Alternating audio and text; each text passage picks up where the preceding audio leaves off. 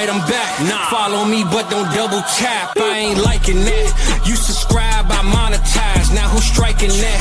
Wanna see the contract? Who got the rights to that? This my story. I spent my whole life on that. Time's up. Shador Sanders with the rollie in the armor. I could do this shit with my eyes closed. The main attraction don't come at me with no side show. I'm selling high, they wanna buy low.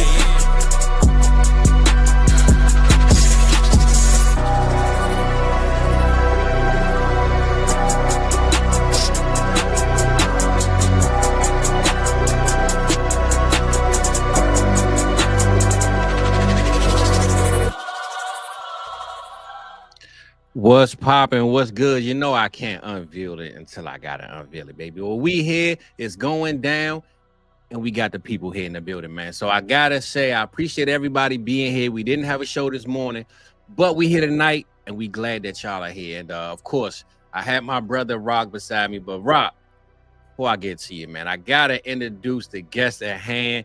Thor Nystrom in the building. Thor, and before I unmute your mic, brother, I got this music playing in the background, but that's the wrong type of music, man. I said Thor is coming through. There's no way I can't have Thor on until we get it popping. So we got Thor, the biggest Vikings fan in the building. My boy Thor Nystrom is here, and hey, it's going down, baby.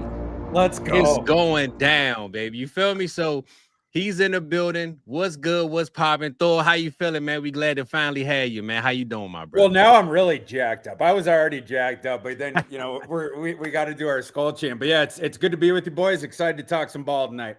That's it. That's it. Rock, how you feeling, brother? I know we ain't come on the show this morning, but I told him yesterday, I said, bro, no show this morning. I want to be 100% for Thor. I don't want to be tired. Don't want to be sleepy. This is the first time my boy coming through. Let's scratch this morning. So how you feeling, Rock? I am feeling really freaking excited. I get to talk about my favorite subject in fantasy football. You know, Fizz, how much work I pour into my rookie process. And we get to talk about one of the best in the entire space when it comes to rookies. So I couldn't be more jacked up. That's it, man. Thor, I've been fanning out all day, man. You know what I'm saying? I've been finding out these little gifts. I got my whole thing scratched out for you, brother. So we glad to have you, man. I'm sure the people out here, they're glad to have you too. But just an introduction. This is your first time here over at South Harmonside, man. Kind of let us know a little bit about you, your background. I listened to your Jim Ross show the other was it this morning? I listened to it. I think it was this morning. And he asked you about your name, and he asked you where you got your name, and was it your real name? So this kind of give us a little bit about you, your background, and how you got this far, my brother. Yeah, well, first of all, that might be the best intro I've ever gotten. My man. People don't give the Viking intro and everything else. Thank you for making me feel welcome. It's awesome to be here. For sure. First, I'll start out with, you know, Ross Tucker. He was asking me the hard hit. Bro, I said Jim Ross. I'm Ross Tucker. Yeah. My bad, though. My bad. We knew who you were saying, but there we go. He started out with the hard hitting questions. Is Thor my real name? Thor is my real name. I'd show you all my birth certificate, but I don't have it on me.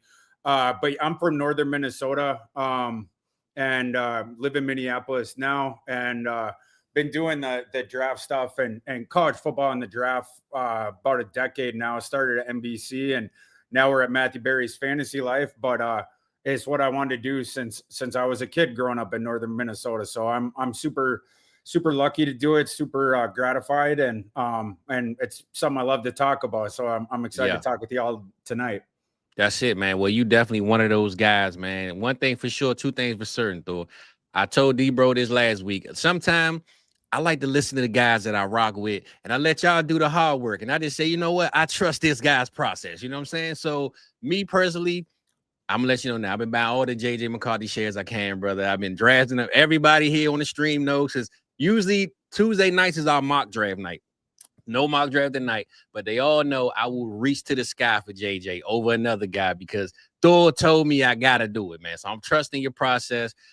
You definitely made a fan out of me with JJ before I even seen him take a real snap in the NFL. So I gotta shout you out for that one.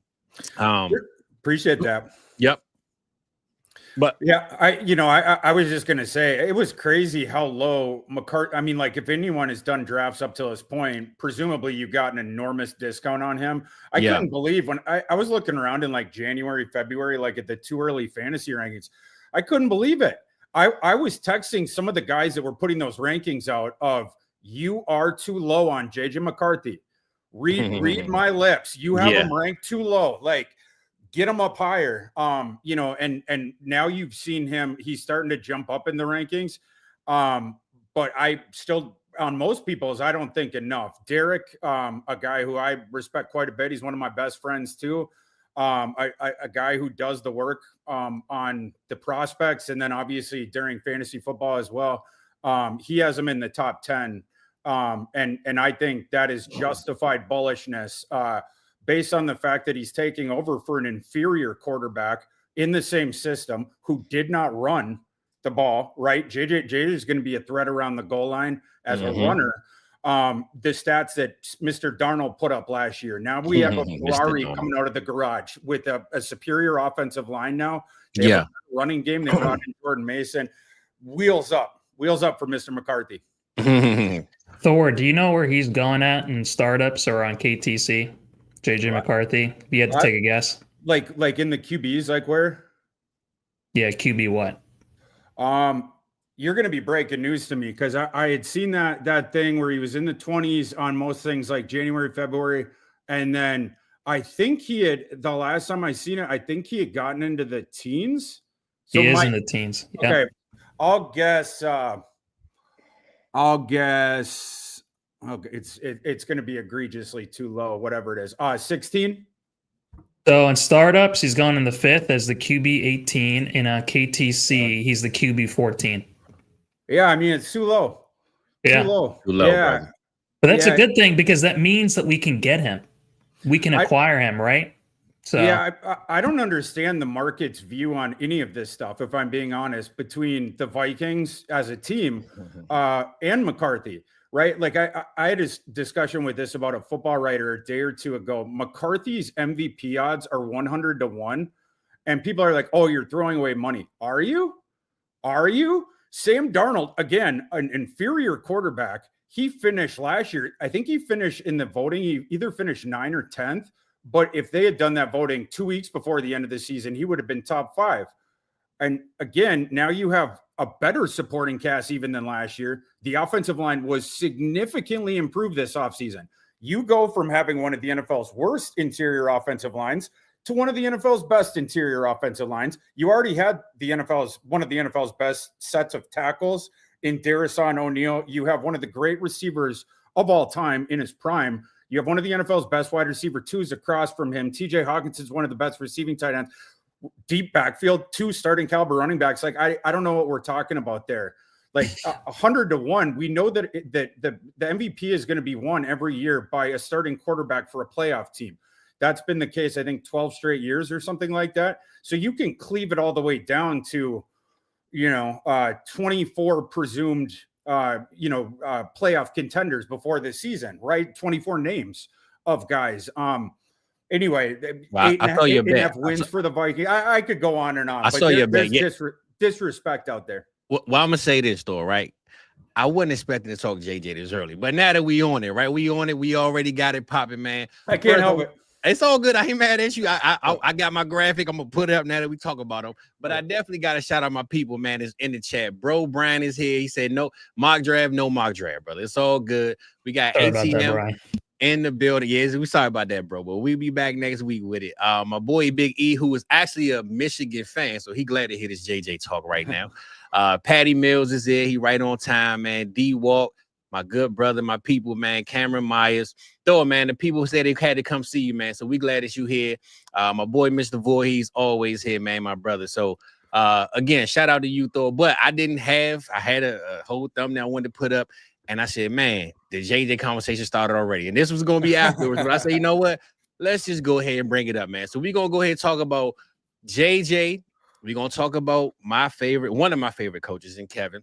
Yeah. And we're going to talk about the master and, his protege. You know what I'm saying? We're going to put that together. So, Thor, I'm going to just let you go ahead, get your rocks off, do your thing, take your socks. And one thing about South Harmon Vibes, one thing we want you to do over here, Thor, I want you to have a good time, bro. I don't want you to overthink. I don't want you to underdrink. I want you to have a good time.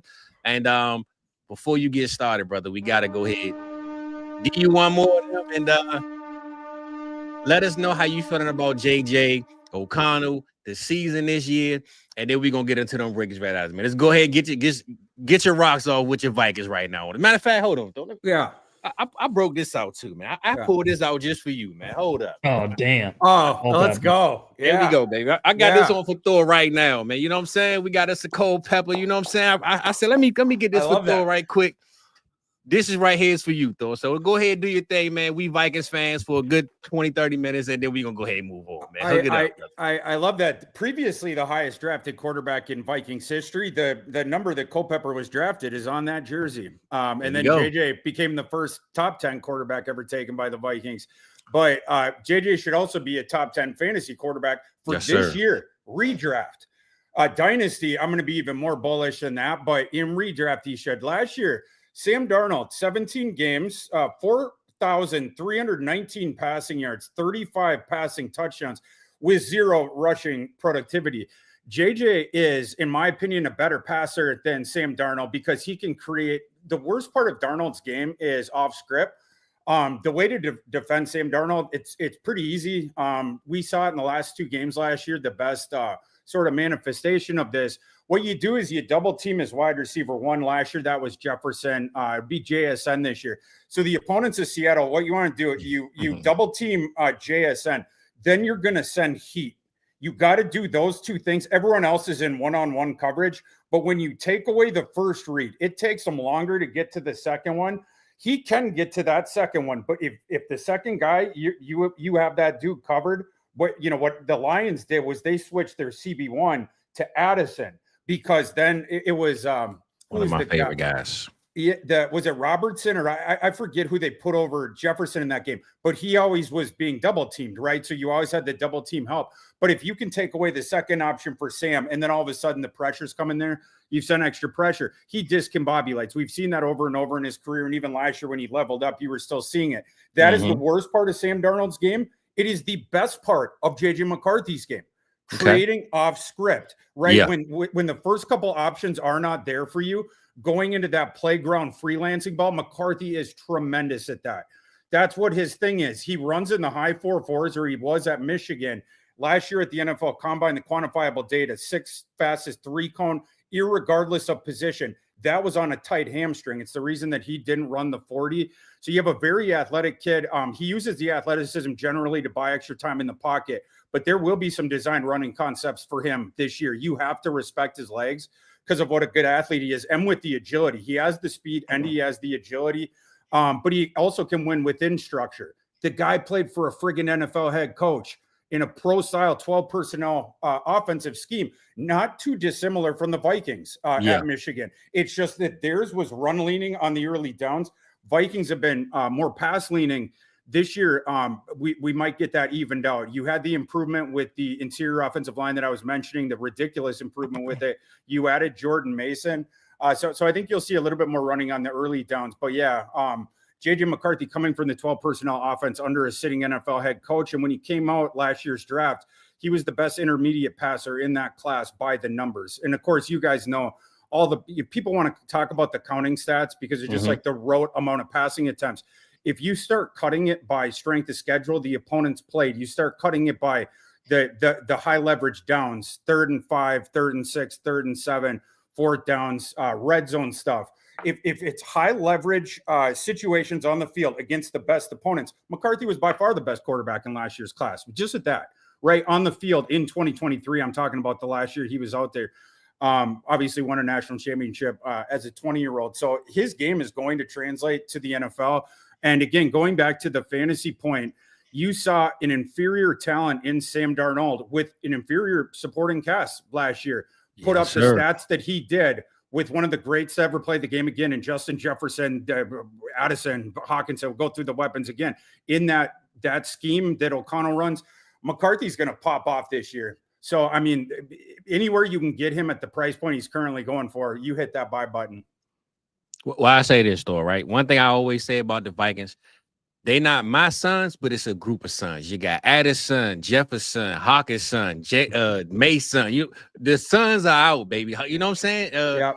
One thing for sure, everybody know I love me some Jordan Addison. That is my guy. People hate on him. They always say he shows up in games, he goes away. But one thing he does do, he scored them touchdowns when you don't think he's gonna score them. Me and Rock, our favorite thing to really talk about the most is coaching, right? We always talk about coaching, the process of the coaching. And me, I'm a guy that believes in leadership, locker room, right? You got Sean McVay's our favorite coach of all time. We love to talk about because I love Sean McVay and what he seems to do with his players. And like I watched this guy run up and down the sideline with his players. Look like he more happier with them doing work than what they are. You know what I'm saying? So what do you think about Kevin O'Connell and his leadership over JJ and knowing what he just did with Sam Darnold? And basically, because I listened to you on the show talk about Aaron Rodgers wanting to come here so bad, and Rock was betting me that Aaron Rodgers was going to the Vikings. I tried to tell him it wasn't happening, man. But his guy's Aaron Rodgers. I understand it. But what do you think the JJ and O'Connell connection is going to be, and how far do you think they can go as a tandem? With him knowing that, hey, I got my guy. As you see, I didn't sign nobody behind him that really puts any strain on. If he throw an interception, I have a bad game, he got to watch over his back. You know what I'm saying? He pretty much put the chips on the table and say, hey, JJ is our guy. That's it. You know what I'm saying? What do you think about O'Connell and JJ and the future of these two guys? It's going to be a beautiful marriage. And there's a reason that every quarterback in that draft class wanted to play for the Vikings. Caleb Williams, now that's all publicly, but I mean, they, the other ones privately, they were all pining to go to the Vikings. They all wanted to go to the Vikings. Then, of course, Aaron Rodgers wanted to go to the Vikings as well. It's the supporting cast, but to your point, O'Connell as well. O'Connell's he's one of the premier quarterback whisperers that we have in the league. And it's always funny when people on Twitter are like, oh, you're wrong about JJ, or what if you're wrong about JJ? And my whole thing is you don't have to trust me. Why wouldn't you trust O'Connell though? Right? That's the O'Connell. So a week before last year's draft, I'm talking the 2024 draft, O'Connell happened to be giving a speech that wasn't necessarily, in fact, I explicitly almost not about football. I was at this Plymouth church. Plymouth is a city nearby. Tom Pelissero actually lives in Plymouth. But anyway, it was at this church. It was in Plymouth. And so O'Connell's up there. And then after, it was faith in life or whatever. He gives his speech. Then they do a Q&A. And this guy, QB film room on Twitter, a guy who lives here locally, went up to the mic and asked O'Connell a question about the differences between McCarthy and May, and he got a tremendous answer out of O'Connell about the two prospects. But what O'Connell said at the very beginning, we'll sort of go, to this, is O'Connell said in Egan, where the team facility is, he said, over the past several years, I've begun to be known as the quarterback killer, because in the pre-draft process, he would go through all the prospects and quarterbacks that other people in the building were excited about. O'Connell be like, no. And he kept, nixing all these different stuff, which is why previous couple of years, Vikings hadn't put draft equity into the quarterback position, Jaron Hall, I suppose, but they didn't put real draft equity into the quarterback position. Yeah. And the fact that O'Connell landed on McCarthy and is this dude, right? And they end up trading up the one spot for him. But that should tell people something. And then if you don't believe that, listen to all the quotes coming out from all the players, current ones, but also former ones. Cam Bynum, Kay Adams asked Cam Bynum, do you think JJ McCarthy's ready? Cam Bynum with his chest was like, I know JJ McCarthy's ready. Yeah. Right. You listen to any quotes around him, people just go nuts about him. There were so many bad narratives about JJ McCarthy during the pre-draft process. Some of the most absurd on-field ones that I've heard in my time doing this, like the one about he has a weak arm. That's just patently false. The first throw he ever attempted in college, he threw this ball 55 yards across the field on this touchdown. I think it was against Bowling Green, or is against one of these non-con teams. His true we wouldn't hold you freshman to year. it, though. We ain't gonna hold you to it. We got you though.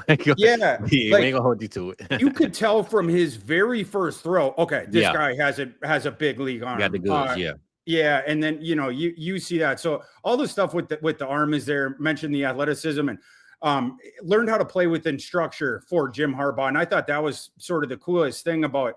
You had this sort of wild stallion prospect, this dual threat prospect, so good at throwing on the run, But with Harbaugh, the stuff of the anticipatory concepts, the beating the defender into a tight window in the intermediate area. Like I mentioned before, McCarthy was the best intermediate between the hashes thrower in the 2024 draft class. So this is a guy who has all the tools that he needs to succeed in the NFL. He has the play caller needs to succeed in the NFL. He has the supporting cast to wildly succeed in the NFL, and he is going to do it immediately. There we go. Well, Rock, I'm going to let you go ahead, ask Thor, but I will say this, Thor, before I pass the mic to Rock. We went over our NFC and our Super Bowl contenders and this and that, and I'm going to tell you, I went with the Vikings, brother. So I went with the Vikings in Baltimore, man. I gotta let you know that, man. So, Rock, go ahead, man. Let my boy Thor know what's good, what you got. The all-purple Super Bowl, by the way. If that happens, we would hear Prince over and over again that week. That would be tremendous. The purple rain, baby. Well, I got a bad story, Thor. I got a bad story. The year the Super Bowl was in Minnesota, that snow was snowing terribly. I don't know if you're pretty sure you remember. That's when Philly. Oh yeah. I was living in Uptown at the time. I can still hear those moron Eagle fans outside my window, like 3 a.m. They were jumping on our light poles and doing all that stuff right outside my window because like I was living on a busy corner. And after the Vikings had lost, in the NFC Championship game or whatever, it was that was a hard pill to swallow. But anyway, go ahead. Well, I just say my mother had tickets and I decided not to go. So I didn't go because I got scared I was gonna get snowed in. I actually know people that left here to go and they got snowed for like a week. They had to stay, they couldn't get back home, and I had a feeling it was gonna happen. So I will say this: I gave away a chance to go to a Super Bowl. It was the worst feeling. I wish I regret it every day, every time I think about it. But shout out Stephon Diggs. I'm a Merlin guy. That's my dog. Yeah, Rock, go ahead and do your thing, man. Holla at Thor right quick, brother. Yeah, Thor. I don't know if you know this about me. I rep the other purple team. I'm a Baltimore Ravens fan. So, but he's an Ohio State fan, man. Go ahead, right? You gotta let him know the real, man. You know, Buckeye fan. Yeah, absolutely. So, have you forgiven JJ for the 3-0 yet? No, he didn't want to bring that up. I haven't forgiven Ryan Day for that. I mean, it did help that we did just win the championship. So, thank you, Will Howard, for that. But Rock, what's up? Did you see a week or two ago the video the Vikings put out about? Did you see the thing with the Ohio State clock and Donovan Jackson? Oh no, I have to look that up. Well, I was about to say you're gonna love this. You're actually gonna hate it. The Vikings, some of the team, the social media team, they gave JJ McCarthy an Ohio State clock and told him to sign it for Donovan Jackson, and then they gave Donovan Jackson this signed clock. He signed it 4-0 JJ McCarthy. Dang, that's rough. Yeah, I mean that's the only thing. Even after winning a championship, people, including myself, like, yeah, but we still lost to Michigan all those years in a row. So that's all people care about here, and on the Buckeye State, man, is just beating Michigan. But no, the question that I have: did I hear you correctly? Did you say that you had JJ McCarthy as your number 1 QB prospect last year? I had him third in my rankings last year. Third in your rankings. Yeah. In the 2024 class. Yep. Okay. I'm looking back over just some of my process from last year because I had Jaden 1, I had Drake May 2, I had Caleb 3. But then I have this tier with Penix, Bo Nix, and JJ McCarthy. And I think the biggest thing that really sticks out to me and what I tried to improve on with this year is actually watching film. Because it already takes me like weeks just to go through. I have like already 70 plus metrics that I put in for all these rookies. That takes weeks just on itself because I do all this shit by hand. But taking the time to actually watch these guys, he's one of those guys that I think you really had to watch the film. Yes. Because if you held different things against him, like the amount of passes, like he had the least amount of passes of any prospect that came out. Like you said earlier, he was on a run-heavy offense. But he did have, 9.8 adjusted yards per attempt, which is one of the best in the class. At accuracy percentage, he was the second best in the class. Big-time throws, 6.8%. That's the third best in the class. And he had an 88.5 pass grade. So there are these different things that when you look at him, and I remember watching JT O'Sullivan and Brett Coleman talk about him, and they couldn't decide whether or not is he a guy that, we can't judge him based off of what he has done, but does that mean he can't do it? Or does that mean that they are just focused on, these other parts of the offense. Like you said, they wanted to win a championship. They were doing that through the run game. How do you go, through that process where it's like, is it just basically you really have to watch the film? You can't just go off the analytics with a guy like JJ McCarthy in a stacked QB class? He's a guy you had to watch the film. Yeah. The counting stats, it doesn't tell the story with him because of the way that Jim Harbaugh plays offensive football. His philosophy, in the same way that Justin Herbert didn't regress this past season because he had almost as many pass attempts in 17 games as the previous season he did in essentially 12 and a half. Right. Did Justin Herbert get worse? No, it's just he's in a different offensive system now, right? Yeah. And that's, that explains that. But that's why you needed to watch the film, and everything on the film, you see it. I was lucky enough where I got to watch most of it live. And the one thing you missed from the film, sometimes it provides tremendous context, but it's not context itself, right? And so, like, the things of all the different money downs that, in those big situations, and then in the moment, 2023, they win the title. People totally forget that Michigan team and what was going on at the time. JJ McCarthy, not only did he have, and you gave some great stats. Before I get into my next spiel, I'll give a couple more. Number 5 in the FBS in catchable throw rate in 2023. He had 72.3% completion percentage. Overall, the crazy thing is 71.4% completion percentage while scrambling. That is insane. Everyone loses a chunk when you are stationary to when you are on the move. Not McCarthy. It's about the dang same. He had it was 91.2 passing grade PFF between the hashes last year. In 2023, with an 85.6 adjusted completion rate percentage. That's utterly ludicrous. But anyway, could go on and on with that. But that 2023 team, I have never seen the NCAA in season go after a head coach like they did Jim Harbaugh. It started right at the start. They suspended him for 3 games at the start, right? So then it was the rotating assistant coach that would act as the de facto head coach. Then in the middle of the season, in early October, the Connor Stallions thing comes out. Then it was another 3-game suspension for Harbaugh. Then it was investigating all the staff members. Stallions is out, all this different stuff. People will be like, oh, you like JJ McCarthy's a cheater and he barely even threw. Well, no, he was the best against the best opponents by the stats. But then not only that, he's in this, again, unprecedented scenario where, not only has the head coach been taken away, but the only team, there's only one FBS team in 2023 that we can say with 100% certainty was not cheating down the stretch in 2023. That's the Michigan Wolverines.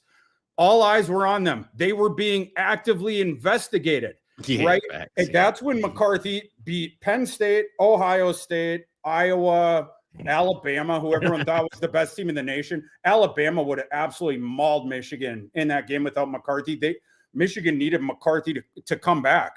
They had fallen down. They needed him to roar back, beat Washington, another one. But wildly impressive. You go back and you watch those games. That's, people are like, how in January of that year did you know? Because I came out and was like, everyone out there is wrong. At the time, you can go back, look. In the consensus rankings at the time, mid-January that year, he was late second round to early third round by the consensus. And I was like, everyone's wrong. He's going to go in the top 10.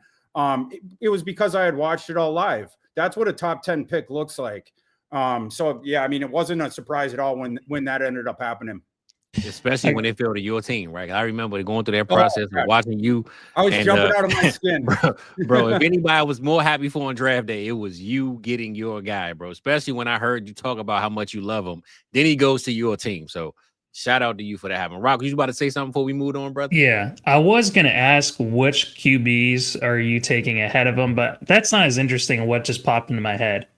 What could possibly go wrong with JJ McCarthy? Because we always, in the fantasy space, we always want to talk glowingly and just on our one perspective. But I think it's really good to think about what are the things that could go wrong? How could I be wrong? Because I just looked at, I mean, this is a little sneak peek of what the series that me and Fizz are going to do. We're looking at, and part of it is the Vegas odds for team wins. They're tied at the bottom of their division with the Bears at 8.5 wins. So Vegas doesn't believe in them. So what could possibly go wrong where JJ McCarthy isn't that top 10 quarterback? Vegas is wrong, but I love how you're goading me into like some like negativity with JJ here a little bit, but I'll play along. I'll play ball. Good question, Rock. Good question. Put the pressure. Appreciate it. This is probably the only JJ McCarthy question I've never got. This is my first time I ever heard that one, but I definitely respect it. For me, the primary one would be health, right? I mean, just because obviously coming off the meniscus, and he is the first top 10 drafted quarterback who ever missed their entire rookie season and is then going to take the first snap week 1 of the next year. He looked pretty good in those clips on camp, evading those. He's looked pretty good. And he looked great against the Raiders in the preseason game last year, right? And especially when you realize the context of he finished that game with a torn meniscus. He didn't tell anyone about the knee until I believe, if I'm remembering the chronology right, I think that game was played like a week later, like before their next preseason game. It was over 24 hours later, but I think it was the next day, because I think how it went, I could be getting this wrong, but I am the world's foremost JJ scholar, so I hope I'm not. I believe the Raiders game was on a Saturday afternoon. I believe that McCarthy first alerted the team that he was feeling knee soreness on Sunday night, which is when they told him, like, we'll check you out at the facility, the next day. And then the next day they were supposed to do, I think it was, or was it it was either Monday or Tuesday. They had a night practice, which I happened to be at. I went down there because they do like a scrimmage and it's more like a quasi game.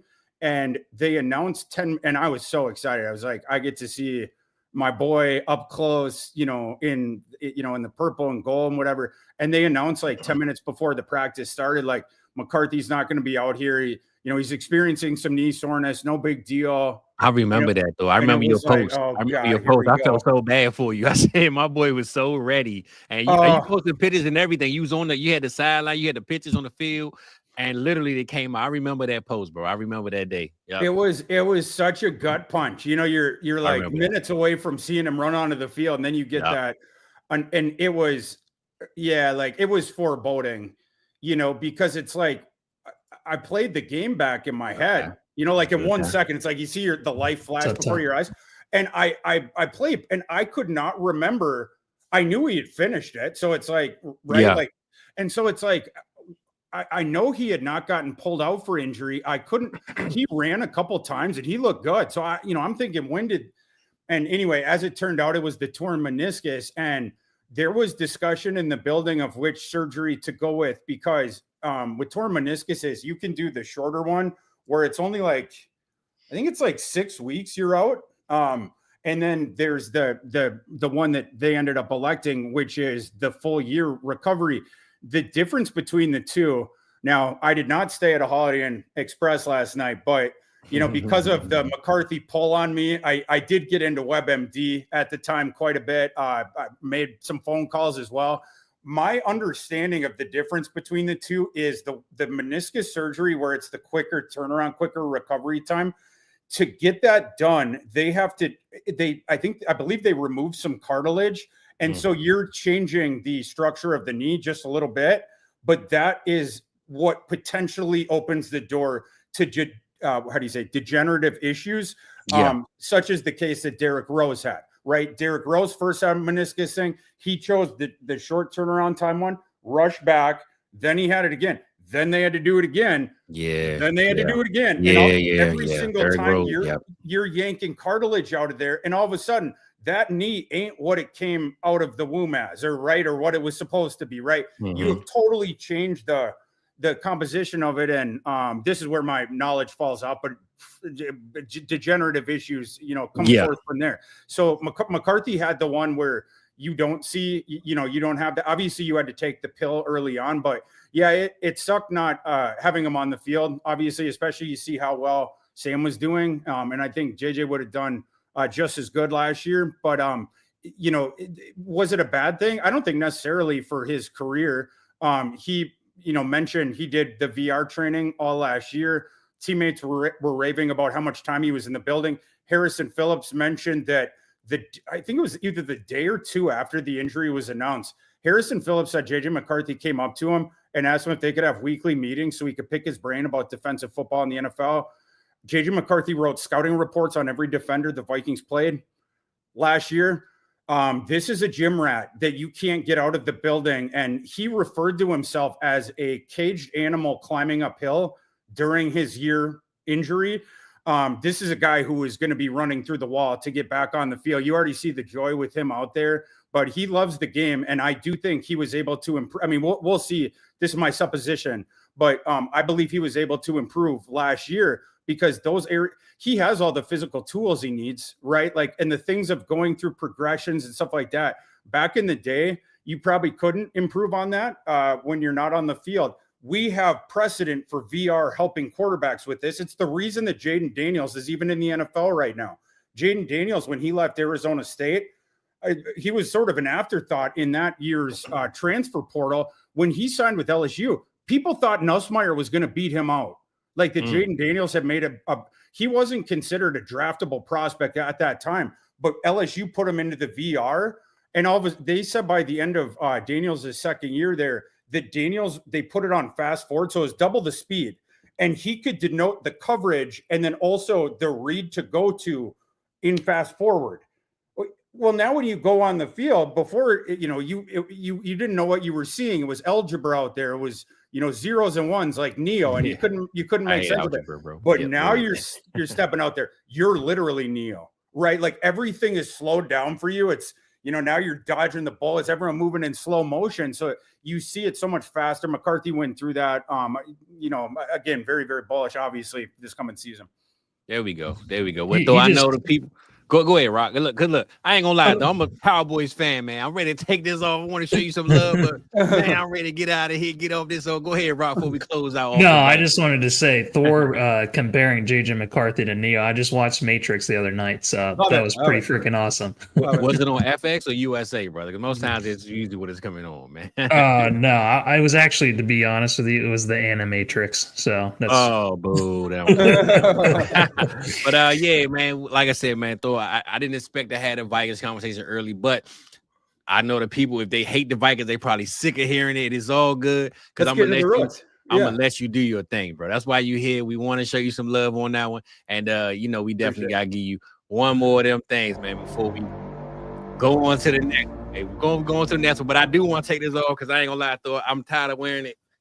I'm a Cowboys fan, man. Okay, that's fair. No, that's fair. It was on backwards the whole time, Fizz. Just there we go. See, there we go, baby. There we go. I appreciate it for that segment, but yeah, it's all good. It's all good, man. But so I see my boy Theo had put in the chat earlier, marathon. No draft tonight, Theo. I told you though, Tuesday nights, man.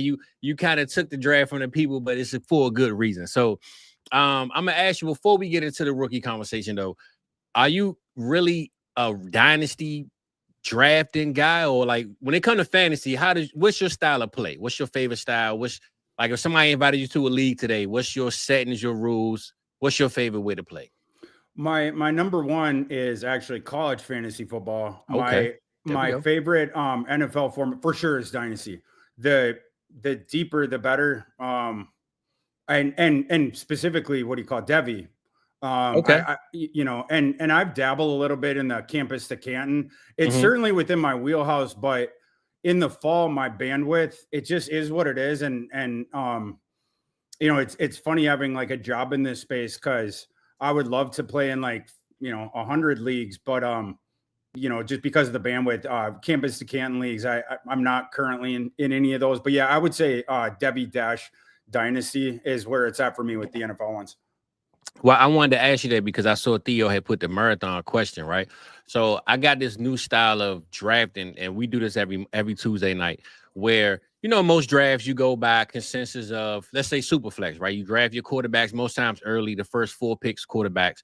So in this new way I titled the marathon, you start with rounds 1 through 3, you draft only rookies. So it kind of puts a little bit of respect on the Harold Fannings and the Devin Neals and the Woody Marks, who might have lost his job with Nick Chubb now. But when you put what I kind of incorporated into my style of drafting, I just came up with this randomly. Like 2 months ago, me and T-Rock were just talking. I was like, bro, I got a new way I want to start, right? So I called it the Marathon Dynasty Startup. So, most times when you have the 101, you get that Josh Allen, Lamar Jackson, Jaden Daniels. That's pretty much who's drafted around that point nowadays. But if you get the 101 in this style of drafting, you'll get Ashton Genty or Cam Ward or Travis Hunter, and then you'll end up getting the veteran players around like CeeDee Lamb, Malik Neighbors. Those guys come in the 4th round instead of the 1st round. So a good way to kind of give an explanation of how this draft works. We had Adam had the 101 last week, ATM. He took Ashton Genty with the 101. But when it got to the 4th round where the veteran picks come in, he ended up getting Bijan and Gibbs back to back. And I think the only way that's going to happen is in that style of drafting, because if you have Bijan and Gibbs on your team, there's no way to get Ashton Genty unless you're just a horrible team or you made some terrible trade and ended up with the number 1 pick. You know what I'm saying? So I just say that to say, I know you're a college guy. I think the way of starting a dynasty with starting it off with first 3 rounds of only rookies, it kind of forces you to put respect on those guys that you might not even care for later on, but it messes up the ADP. So if you're looking online like, man, where does CeeDee Lamb or one of these guys go? Well, in my draft, they draft in the 4th round or 5th round, but in your average draft, they're going in the 1st round. So it's just a different way to look at it. And one day I might send you the mock draft to see how it looks. But I think incorporating rookies early and forcing you to put respect on some guys that you might not ever look at or pay attention to until round 25 and 30. Now it makes you take them, and then you kind of figure out filling out your chain the rest of the way. So when Theo had put marathon, that's pretty much what he was asking about. But look, no marathon startup tonight, Patty. But though, since we're talking about the rookies and we wanted to bring that up, I wanted to ask you, I made this up, the rookie impact, right? 2025, right away impact, right? I know you have your guys. I'm pretty sure you're an RJ Harvey fan. We all are these days. I know they just signed J.K. Dobbins this year, gave him a nice $5 million, probably like, 30, 40 minutes for the show, an hour before the show, something like that. Give us some of the guys that right now in 2025 that you're locked in on and you're pretty much saying that, hey, the impact is going to be this high or is going to be this low. And what are the expectations on some of these guys? Yeah, I mean, so first off, with the J.K. Dobbins, I've seen people on Twitter is like, oh, RJ Harvey is dead now. No, he's not. Yeah, J.K. Dobbins is dead now. J.K. Dobbins is gonna Don't tell me that, though. My heart's gonna hurt, man. My heart skipped a beat when you said that, brother. Come on. No, it is absolutely still wheels up for RJ Harvey. Yeah, for sure. J.K. Dobbins, he's the early down change of pace guy. That's it. Like he can't do the things in the passing game that Sean Payton's offenses need to do, right? Like he can't function as that. So I mean, he'll take some of that sort of meat and potato stuff, but like Harvey wasn't going to get 350 touches anyways, right? Like the carries, the touches that you would have projected went to Ostame and McLaughlin. Yeah. Mm-hmm. Now they're getting funneled to J.K. Dobbins. This is utterly irrelevant to RJ Harvey's fantasy value. So I wanted to say that first off, love RJ Harvey, obviously for fantasy this coming season and in Dynasty. Caleb Johnson is another guy I have to shout out. Caleb Johnson's a stud. He was a late breakout, and I think that maybe contributed to him going in the 3rd round. There was also a lot of talk about his 4.57 40, and he had this, I believe it was 7th percentile 10-yard split. But on that run, he hit 22 miles an hour, and I'm talking on that 40 run. Mm-hmm. People don't talk about this, but 22 miles per hour for a 225-pound back is flying. And Iowa's GPS had Caleb Johnson consistently at 22 mile per, high end speed, max speed.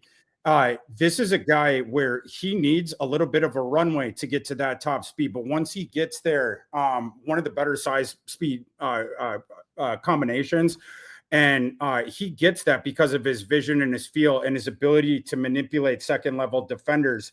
He finds himself running through more open holes than analogous running backs. That's where he gets that runway. He can also break tackles, of course, and then get into open grass, get that runway. And he is a locomotive in the open field. I don't know if this kind of dates me. I don't know if do you guys remember Larry Johnson from way back in the day? Oh, yes, sir. Kansas City.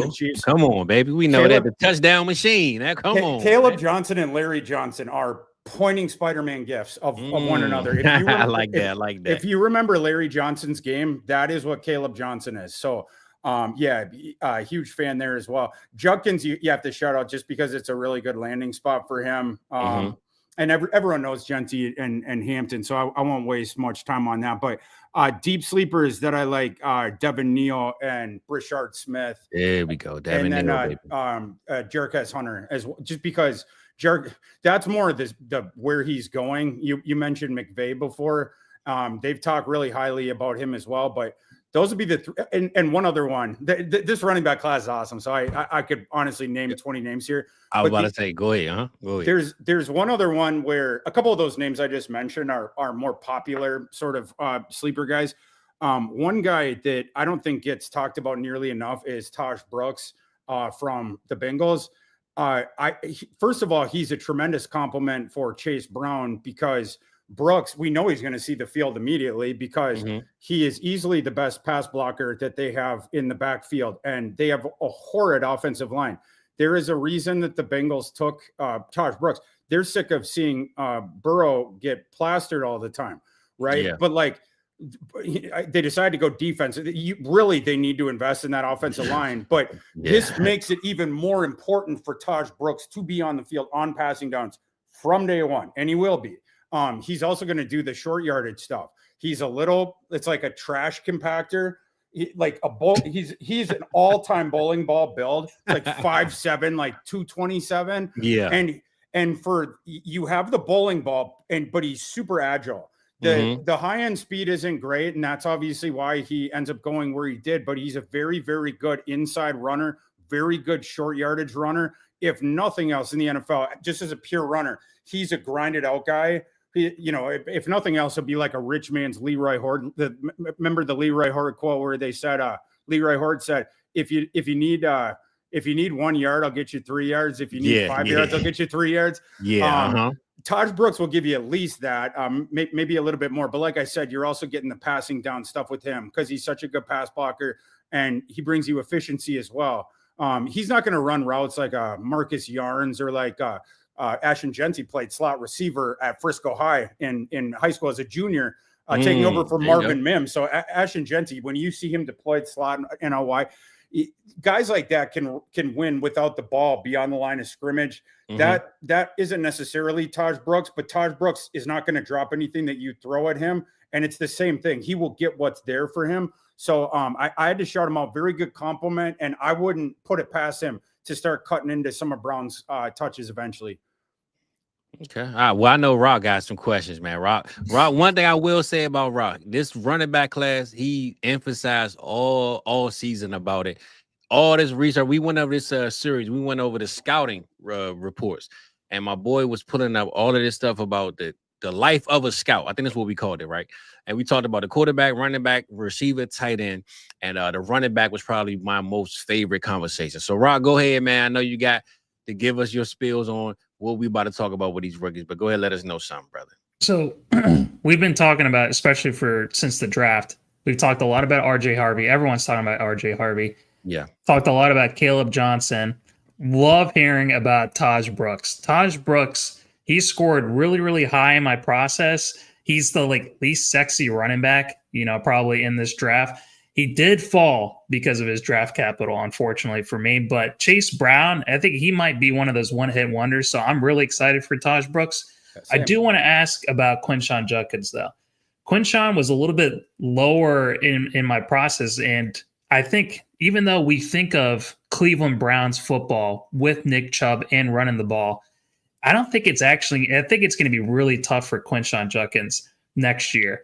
So he's gone to a team where they're uncertain at quarterback. They were actually bottom 2 in running last year, but that was probably mainly because they had Jerome Ford as their main running back. I think they Don't would have forget been the probably a offensive lot. line, bro. Offensive line got hurt so something serious last year. Their offensive line, that was going to be my next thing, Okay, is just completely decimated. Yeah. I mean, they haven't been healthy for years, and they're getting on the older side too. And we think of their team as having a really good defense. They were actually not that great of a defense last year. And they're in the murderer's row as far as the division goes. And then when I looked at where Vegas has them, they have them at the very bottom, along with like the Jets and also, who was the other team? Oh, the Giants. Only 5.5 wins. So that I don't think is a good combination, because usually when we think of running backs who are going to produce year one or just in general, they're usually on top 10 offenses. I mean, there's sometimes you have like the Chuba Hubbard, who, is on, one of those bad offenses and is still able to produce just because how amazing they are, that year. But Quinshon Judkins, I think he's someone that I want to wait after a year, even though I absolutely love him. Ohio State. I wanted to see what some of your thoughts are and some of these concerns that I have for that Cleveland offense with Quinshon.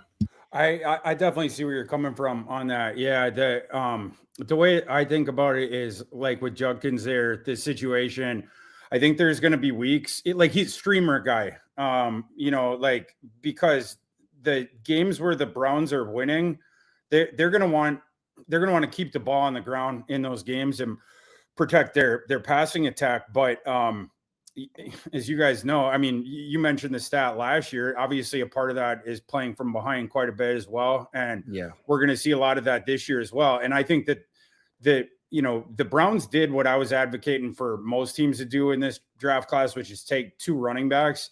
Dylan Sampson, he is going to be on the field when Cleveland is down by double digits. Love Dylan Sampson. I love Dylan Sampson. Asleep. Yeah, and he's asleep. Like Dylan Sampson himself is a guy that, like, because I imagine he's like, I don't even know if he gets drafted or, I don't know where he gets picked in these things, but 301, 303. He's gone in the very early third round. He used to be gone in the second round. He fell after the draft capital.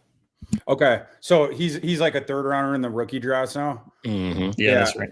Like, somewhere around like the Terrence Fergusons, the Mason Taylors, some like around, but it's early third though, mostly early third. I feel like he's gonna flip a couple fantasy games this year, a couple fantasy matchups, because there's gonna be a couple games where he's on the field for most of it because Cleveland's just getting absolutely flogged, and then their shitty quarterbacks are throwing him checkdowns. He's gonna have 10 catches or 11 catches in a game, and over 100 all-purpose yards, and maybe you get a couple garbage touchdowns there too, but he's going to be the passing down back, and it's just going to be the game script, right? Is who's going to produce there. But yeah, Judkins, I'm with you, man. Like where Judkins gets drafted, I don't know that I want a piece of him in redraft or dynasty. I think it's going to be tough. But I see Quinshon. He goes to the 105 as 104 sometimes. I've seen him go that high. Someone else can have him. Is what you might take there. Yeah.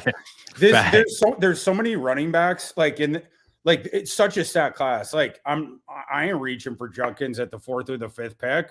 No way. I might get someone better than him who has a better career in the next round.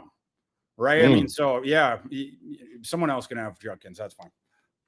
Well, I wanted to ask you, Thor, now that we're talking about the rookies. I know this isn't immediate impact, but let's just say the guy who you named, Mr. Darnold, falls flat on his face, right? Let's just say the people are tired of it. The fans are booing him. The offensive line, he's seeing ghosts. You know what I'm saying? All this is going down in Seattle. Where you at with Jalen Milroe right now? Do you think that if he's thrown in, let's say by week 10, he got enough underneath his belt, he's learned a little bit in the system, where you at with him this year and then going forward with his passing, and a lot of people just saying, hey, all he can do is run. He can't really pass. But the team seems to actually like him, and they want to not pass the ball as much anyway. They kind of want to run the ball more, which is why they made the offensive coordinator change. So what's your idea of a Jalen Milroe career if he was to start this year or sometime next year and they tie to Sam Darnold? Yeah, he's definitely not going to see any starts at quarterback this year, even if Darnold falls on his face, or even if Darnold has a season-ending injury. They want to go out and get the veteran backup. They want to give Milroe the year, because, you know, my comp for Milroe is Happy Gilmore because he can crush the ball, but he can't putt. And they need to spend the year teaching him how to putt, but they have a good putting teacher. The Chubbs in this case is Clint Kubiak. He's pretty good at teaching that, but we'll have to see, you know, if that part ever comes around. I do know right away that they're going to use them in sub packages.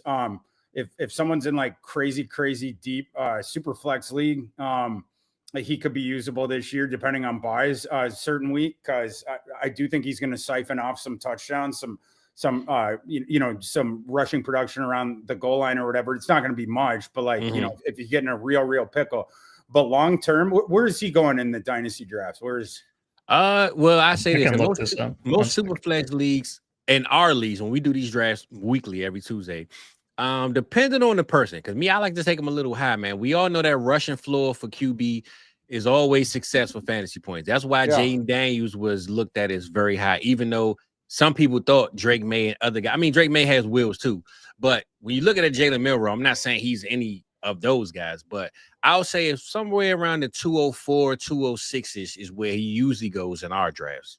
And what is it? I'm looking at this rookie grid right now. 209. He's gone on the 209. So if you look at a lot of sleeper leagues. So I say this, I seen them go before like Jaden Higgins and some of those receivers around there, Trey Harris, and those guys will give you immediate impact. I believe so. But I think the chance of this seeing a quarterback that you know has the wheels, and if he starts on your team and gives you that any type of rushing ability, that's like, you know, the Konami code, you know, the word they like to use, the Konami code for quarterbacks. I think that's why he goes where he goes in most drafts these days, is because if for whatever reason he gets a chance to touch that field and he breaks a run for 90 yards, you can guarantee and believe everybody going to blow your phone up about, I need Jalen Milroe. You know what I'm saying? So I think just the excitement of knowing that this guy can change a game with his feet without even using his arm is the reason why he might go higher. But I think personally, Higgins and those type of guys would definitely have a better, you know, career mark season before Milroe. But what was you saying when you talked about where he was drawn in the drafts? Yeah, I think that's fair. I might even, you know, attempt to hop the line a couple of picks ahead of that. There we go.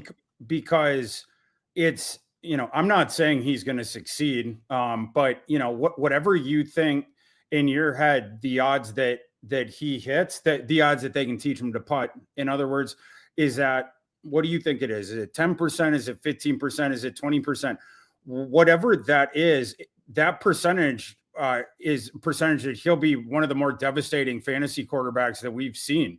For sure. If he learns to putt and he can get on an NFL, we know he's going to be one of the most dangerous scramblers the game's ever seen. Who is the Andrew Berry was saying that, I believe it was Andrew Berry, that the moment he gets drafted, he's the fastest quarterback in the NFL, even slightly faster than Lamar Jackson. And he has more power than Lamar Jackson. He's not as sudden side to side. Lamar's a little bit more sudden out of the chute as well, but high end speed, they're right there with each other. And the power Milroe runs with the straight line, it's not quite as much as Hurts, but it's not far off. So yeah, you get this amazing runner, and he's a tremendous deep ball passer. He's one of the best deep ball passers to enter the NFL over the last decade. But if he cannot learn to throw the stuff within, if he can't complete the pass within 10 yards of the line of scrimmage, obviously it's not going to work out. But you know, again, if that's a 15% shot, 20% shot, if that hits, your asset is incredibly valuable. When you're drafted, this is the same thing with like sports, but you know, I was talking about like the 100-to-1 McCarthy one before. To buy a 100-to-1 McCarthy ticket, you're not saying 100% McCarthy's winning the MVP. You're saying the implied odds that McCarthy, in reality, that he will win the MVP next year, it's way less than 100-to-1, right? 30-to-1, 40-to-1. Like if fair value in a vacuum, it's the same thing in this case. What is the fair value of 15% shot or 20% shot that you have one of the three most valuable fantasy quarterbacks in the league? Because that's what he would be if he fixes that and can get on the field, because we know he's going to be a dominant scrambler, right? We know he's going to be able to hunt down the field. So to me, that justifies an early second round pick. If it doesn't work out, whatever, I'll cut him and move on. It is but what it is, right? Like Trey Harris, if he hits, it's fine, but he's not going to be a superstar. I like Higgins. I do. I had Higgins. I ranked him right around where they took him. I was bullish on Higgins, late first round, early second round. I had him on my board, but he ain't going to be a superstar either. Higgins is going to be a very good complementary receiver, and that's exactly what he was drafted to be. The Konami code potential with Milroe. I would worth the risk, right? Yeah, I would hop the line, I think. So I'm gonna ask you, since we talk about the impact, we're not drafting tonight, but I just say this: give me your 1 through 6. I ain't gonna go 12. 1 through 6 rookies that it could be the best guys or some sleepers. Give me some sleepers. 1 through 6. If you had to take 6 sleepers right now, 1 through 6, rate them your best rookie to your 6th rookie, 1 to 6. Give me your sleepers of who we need to be watching in our drafts. If the next week's draft, I might go to my Thor list and say, hey, man, this what Thor told me to take, man. So I need to win this league. Give me your 1 through 6 of sleeper guys. I mean, it could be guys that's maybe going second round too. We all got sleepers that are people kind of still like, but they don't know for sure. But give me 1 through 6 of some guys that you just like. I need to press the button on this dude right here. Every okay. draft. Well, I'm gonna go with some deeper guys here. We're doing this Dynasty, right? Not redraft. Yeah, Dynasty. Yep, okay. Yep. We talking long term for sure. I got to start out with Devin Neal. Devin Neal gets crazy slept on, and he is so close to being bell cow role there. One injury to Kamara. Thor, hold on, brother. I ain't want to cut you off earlier, but I definitely want to play this. I don't know if I know you know about this because you hip to what's going on, but I love what you're saying. So for the people that hate the Devin Neal talk, what the hell? What the hell, man? What the hell? Go ahead, Thor. Keep cooking, man. Keep talking that Devin Neal talk, brother. That's what it is. Like he is so close. Like it's not. So if Kamara gets injured, it's bonanza time for Neal. But the other thing is, the Saints are going to be horrid next year, and they are explicitly trying to tank, which opens up 2 possibilities. Number one, Kamara, right? A trade of Kamara potentially before the trade deadline. Why would New Orleans not do that? They are in cap hell. Thank you, sir. They're hitting the blow up button on all this. Or you could get in the NBA, we see this all the time. The NFL, you got to be a bit more sneaky about it. But if they didn't trade him, I'm pretty sure, you'll be asking for a trade, right? Well, when you're 3-11 down the stretch there, you might see Elvin maybe pulled his hamstring or something, and maybe he has to miss the last couple games. So there is a lot of different paths. New Orleans has nothing. They got nothing behind Kamara. Kendre Miller is El Busto. Get that. That guy might not even make the roster. You can just, and then who else we got here? Clyde Edwards-Helaire. Okay, speaking of El Busto, Velus Jones, we got another El Busto there. Don't do him that bad, man. Come on, man. My second and third favorite running backs on that team are Devin Neal and Marcus Yarns. Those are the 2 guys that should make the roster. Kendre Miller, get out of here. And Kamara, he can, Kamara is obviously good, but the team situation is what it is. This is not good. And I don't know why Alvin Kamara would want to play it out there this year. With the rebuild that they're going to do, but we'll see how it goes. But I love Devin Neal, so I'll toss him out first. Could be for this year, certainly for long term. And then as far as Jack Besh, is Jack Besh considered a sleeper or no? Not really. He's gone in the middle of a second. Everyone loves Jack Besh. Yeah, they kind of love Jack Besh. They kind of love him. How about Tesla? Isaac Tesla. That's a sleeper. Definitely a sleeper. Isaac, you have to listen to Detroit, Brad Holmes, he's a different kind of a drafter. He doesn't give a shit about what I think, what Mel Kiper thinks, what any of the other people in the NFL think. He does not care. Or that's the quote from Brad Holmes is how I started the scouting series. So I actually read his quote saying that we look at things, we have all the information. You guys only have some of the information. And that's the world of a scout. It's really, really interesting. Yeah, he's going to trust his read, and he's been right over and over again. People's eyebrows should have gone up when they were as aggressive as they were to go and get Tesla. That's telling you something right there. And Isaac Tesla is an incredible athlete. He opened my eyes at the Senior Bowl, which is why I ended up going back into his tape. and why he was my favorite sleeper wide receiver heading into the draft. It turns out I wasn't the most bullish person on Tesla out there. It turns out that Brad Holmes was, but I believe on my board, I had Tesla as an early 4th rounder, which is way higher than, pre-draft I'm talking about. But at the Senior Bowl, you saw him torching people downfield, and then like in contested situations downtown, how far he can get off the carpet to extend up for balls. He was in a bad situation at Arkansas last year. You didn't have a good passing offense. You don't have a good thrower of the football. Taylon Green's the quarterback there. Great athlete, not very accurate. And then Arkansas had a shit ton of wide receivers. They had like 5 or 6 receivers that are going to get a look from the NFL. So you would see like sort of these hockey line, type substitution patterns. Isaac Tesla was misused there, and in a different situation, I think he would have ended up going much higher. But 6'4", 215, 993 RAS over the full gamut of tests. He dominated the agility drills too. We didn't get to see him do much employment of his agility, certainly at Arkansas. Mm-hmm. He was a one-trick pony that they sent downtown. I want to see Isaac, and I'm sure that this is part of what Brad Holmes' thing here is this guy is a fully fleshed out receiver. He just hasn't gotten a shot to show it yet. And with that size, and then the agility, the athletic profile can obviously get downtown, like I mentioned. I think that guy's going to play really, really quickly, and I think he's going to have success in a good passing offense. No, I like that one.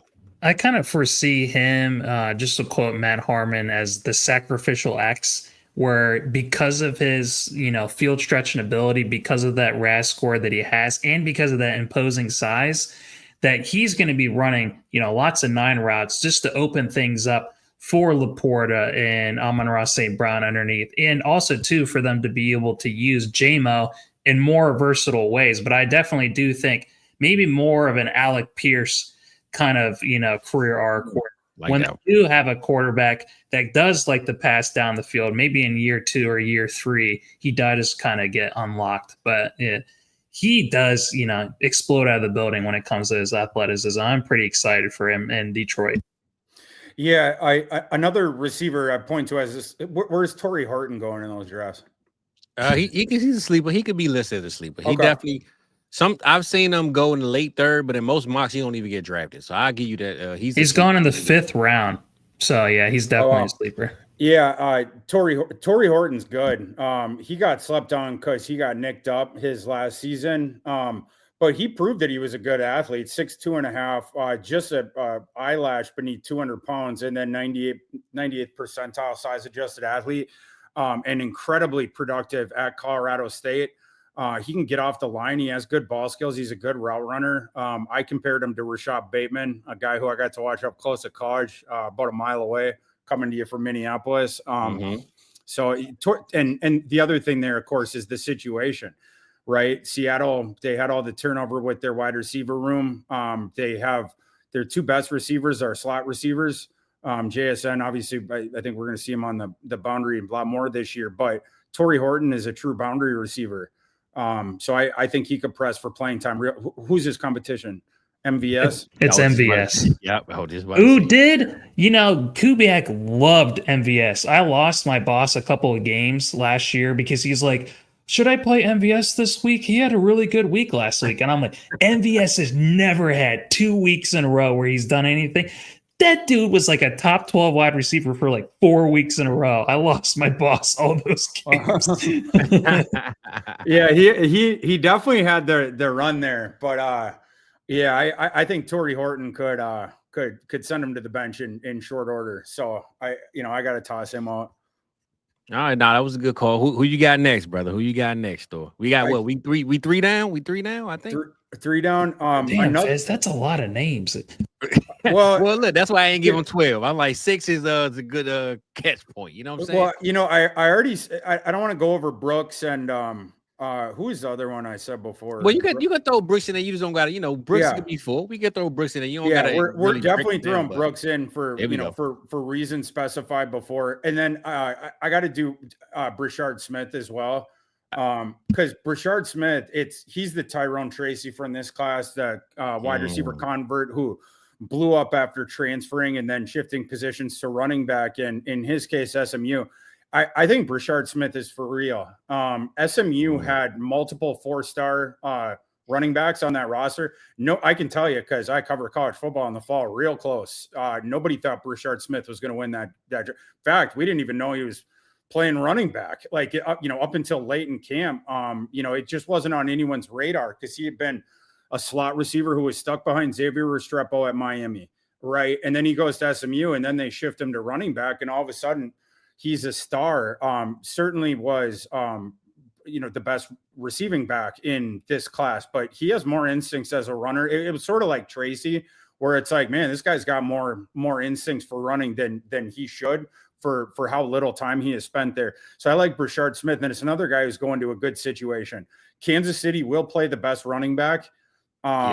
And on passing downs, I'm pretty sure that's going to be Brashard Smith. And Pacheco, as you guys know, there's inconsistencies there. There's durability stuff. We all love Pacheco, but it's not like he is infallible, and it's not like the team has never lost trust in him before. So we'll see what we get out of Brashard Smith this summer, but he could press for playing time immediately too. Well, I love to hear that because my boy, Mr. Voorhees, who put this message up, he drafted Brashard in every single draft I've been in with him, probably 4 or 5 of them. And he told me Brashard is the man, but he is a Chiefs fan, but clearly he understands the assignment. So shout out to him for you reminding me of why he did it. And we'll see, we got one more left. That was 5. Give me one more, though. We'll be closing out with on the rookie sleepers. You know what? If it's going to be Dynasty, where does Shadir Sanders go? Oh my God. Time's up. Shadir Sanders with the rollie and the arm up. Come on, Thor. Let him know, man. Well, is it? But no, I don't know where he goes. Where is he? Well, I say that if you in a draft with me, he getting drafted every time in the 3rd. He's gone at the 301. Yeah, he going. I say he ranked, but he is a sleeper though. I'll say he's a sleeper because most people are taking him on a leap of faith. Some are taking him because we actually believe in him, and others are just taking him just to trade him away. So technically, he is a sleeper because I wanted to ask you, because I'm glad you ended with this, because that definitely was a question I wanted to ask. And we'll close it out with this conversation out with that. What is your thoughts of Shadir, the process, draft night, him falling to the Cleveland Browns? I know we talked about how terrible this team is, but where you at with Shadir right now in his current situation, and where were you before he actually got drafted and actually fell down, to the 5th round? Yeah, I've never seen something like that in the draft. Totally like that, right?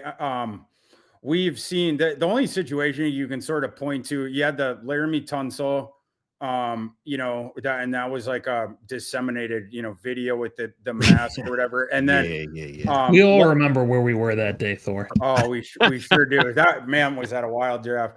And then La'el Collins, I was just about to say La'el Collins and Cowboys guy. Yeah, I remember that. Yeah, La'el Collins, he would have been a 1st-round pick. 100%. And then his ex-girlfriend got murdered I think week before the draft. And Jesus, I forgot about that. Yeah, and then the Baton Rouge police had to talk to La'el Collins. He was never a suspect, but the NFL, being the NFL, he ended up going undrafted. But yeah, Shadir Sanders, the difference, it's on the field, he should have gone way before that. And I can tell you there was teams that have way higher grades, as far as his on-field stuff, but there were people that were uncomfortable with his. I've had conversation with NFL folks about this. The stuff about him in the interviews, that was for real. He rubbed some people the wrong way. And by the way, it wasn't just the interviews, even draft weekend, teams calling to check in with him, thinking maybe we'll consider you. There some people got rubbed the wrong way there too. So how does a guy like that end up falling? That's what it was. The people were on the clock. I don't want to work with this guy. But the talent on the field, it is what it is. I'm super bullish on him on the field, but the NFL seemed pretty content to send the messaging to Shadir, where if you're out of line, if you don't show up to work, if you don't show up humbled, your stay in the NFL is going to be short. So I don't know if there's ever been a pressure on a player in his first training camp that there's going to be on Shadir, because this thing could go a million different ways, right? I mean, he absolutely could push for playing time immediately. I think he's the most talented quarterback in that room, but it could also go the other way. They have 4 quarterbacks, and if they don't like his attitude in camp, that Joe Flacco plays for the Browns now, right? I do. Yeah. Yeah. Well, I say this though, right? And I know you had conversations with guys about the situation. I feel like sometimes though, when you already kind of prejudge somebody and they give you the slightest body language or conversation of what you kind of thought they were, you kind of just say, you know what, you are who I thought you were, and then you just judge a person off of that. And I'm the wasn't in those rooms. I don't know what was said or what was heard, but I always feel like we should do. And I'm real kind of protective of Shador because I feel like he was dead wrong. But every time I watch the kid, man, he's always positive. He's always smiling. He's talking about, his religion. He's happy. Everybody around him seems to be happy. So I don't understand how everybody around him could be happy, but these other guys that he meets on these interviews or talk to on the phone, just all of a sudden, they run him the wrong way. And it's just kind of confusing to me. But falling to the Cleveland Browns, I kind of hate that he's with the Browns because I did say on draft night I would buy a Shador jersey. I do not want to wear a doo-doo brown shit Cleveland Browns jersey, but I will order it at some point. I just feel like he was just dead wrong because of the whole situation.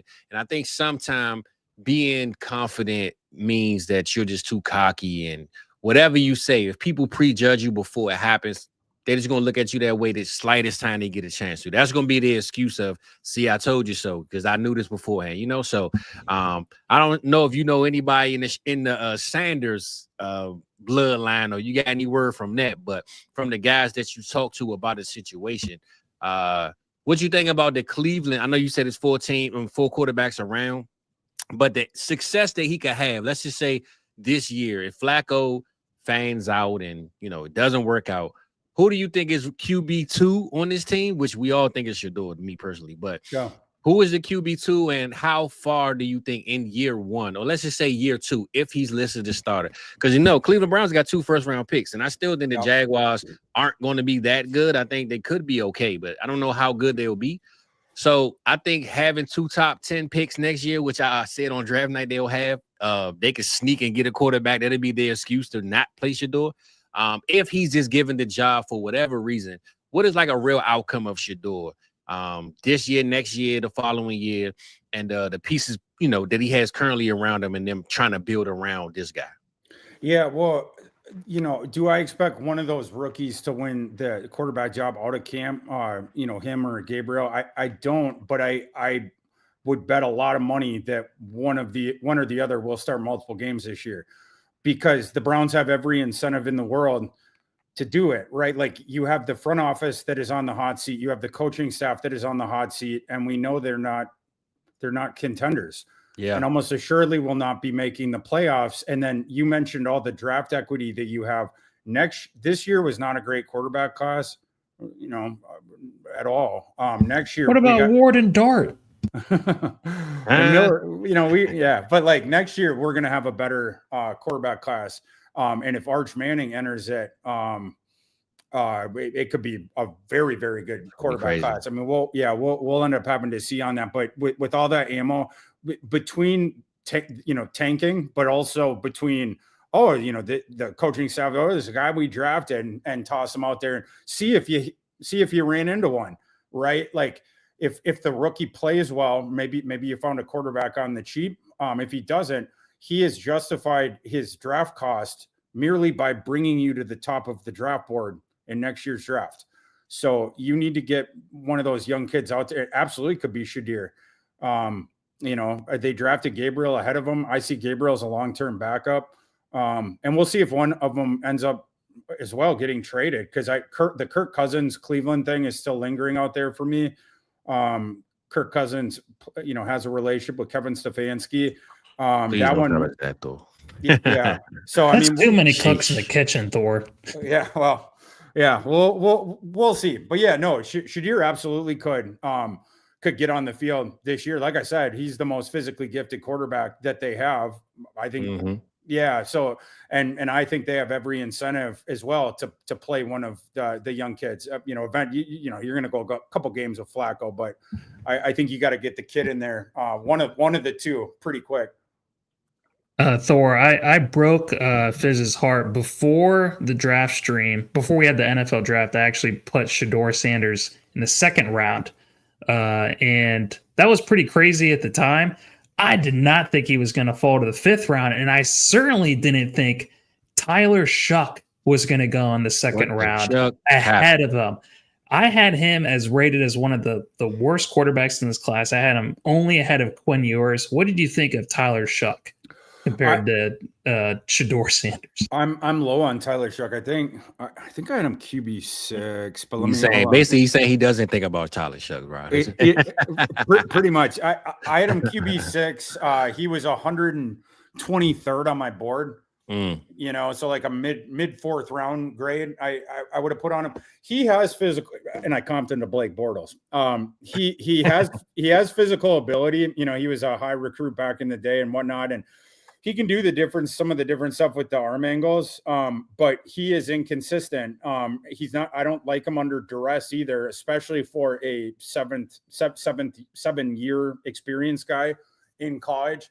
This is a guy who flamed out over 3 years at Oregon. They thought he was the second coming of Justin Herbert. They benched him after 3 games for a journeyman, Anthony Brown. Then Tyler Shuck transfers to Texas Tech, where he was the savior there. He got injured every single season. All 3 years, it was injury mired. It was inconsistency. It was a total bust there. Then he, as a 7th-year guy, he goes to one of the most quarterback advantageous systems in college football with Jeff Brom.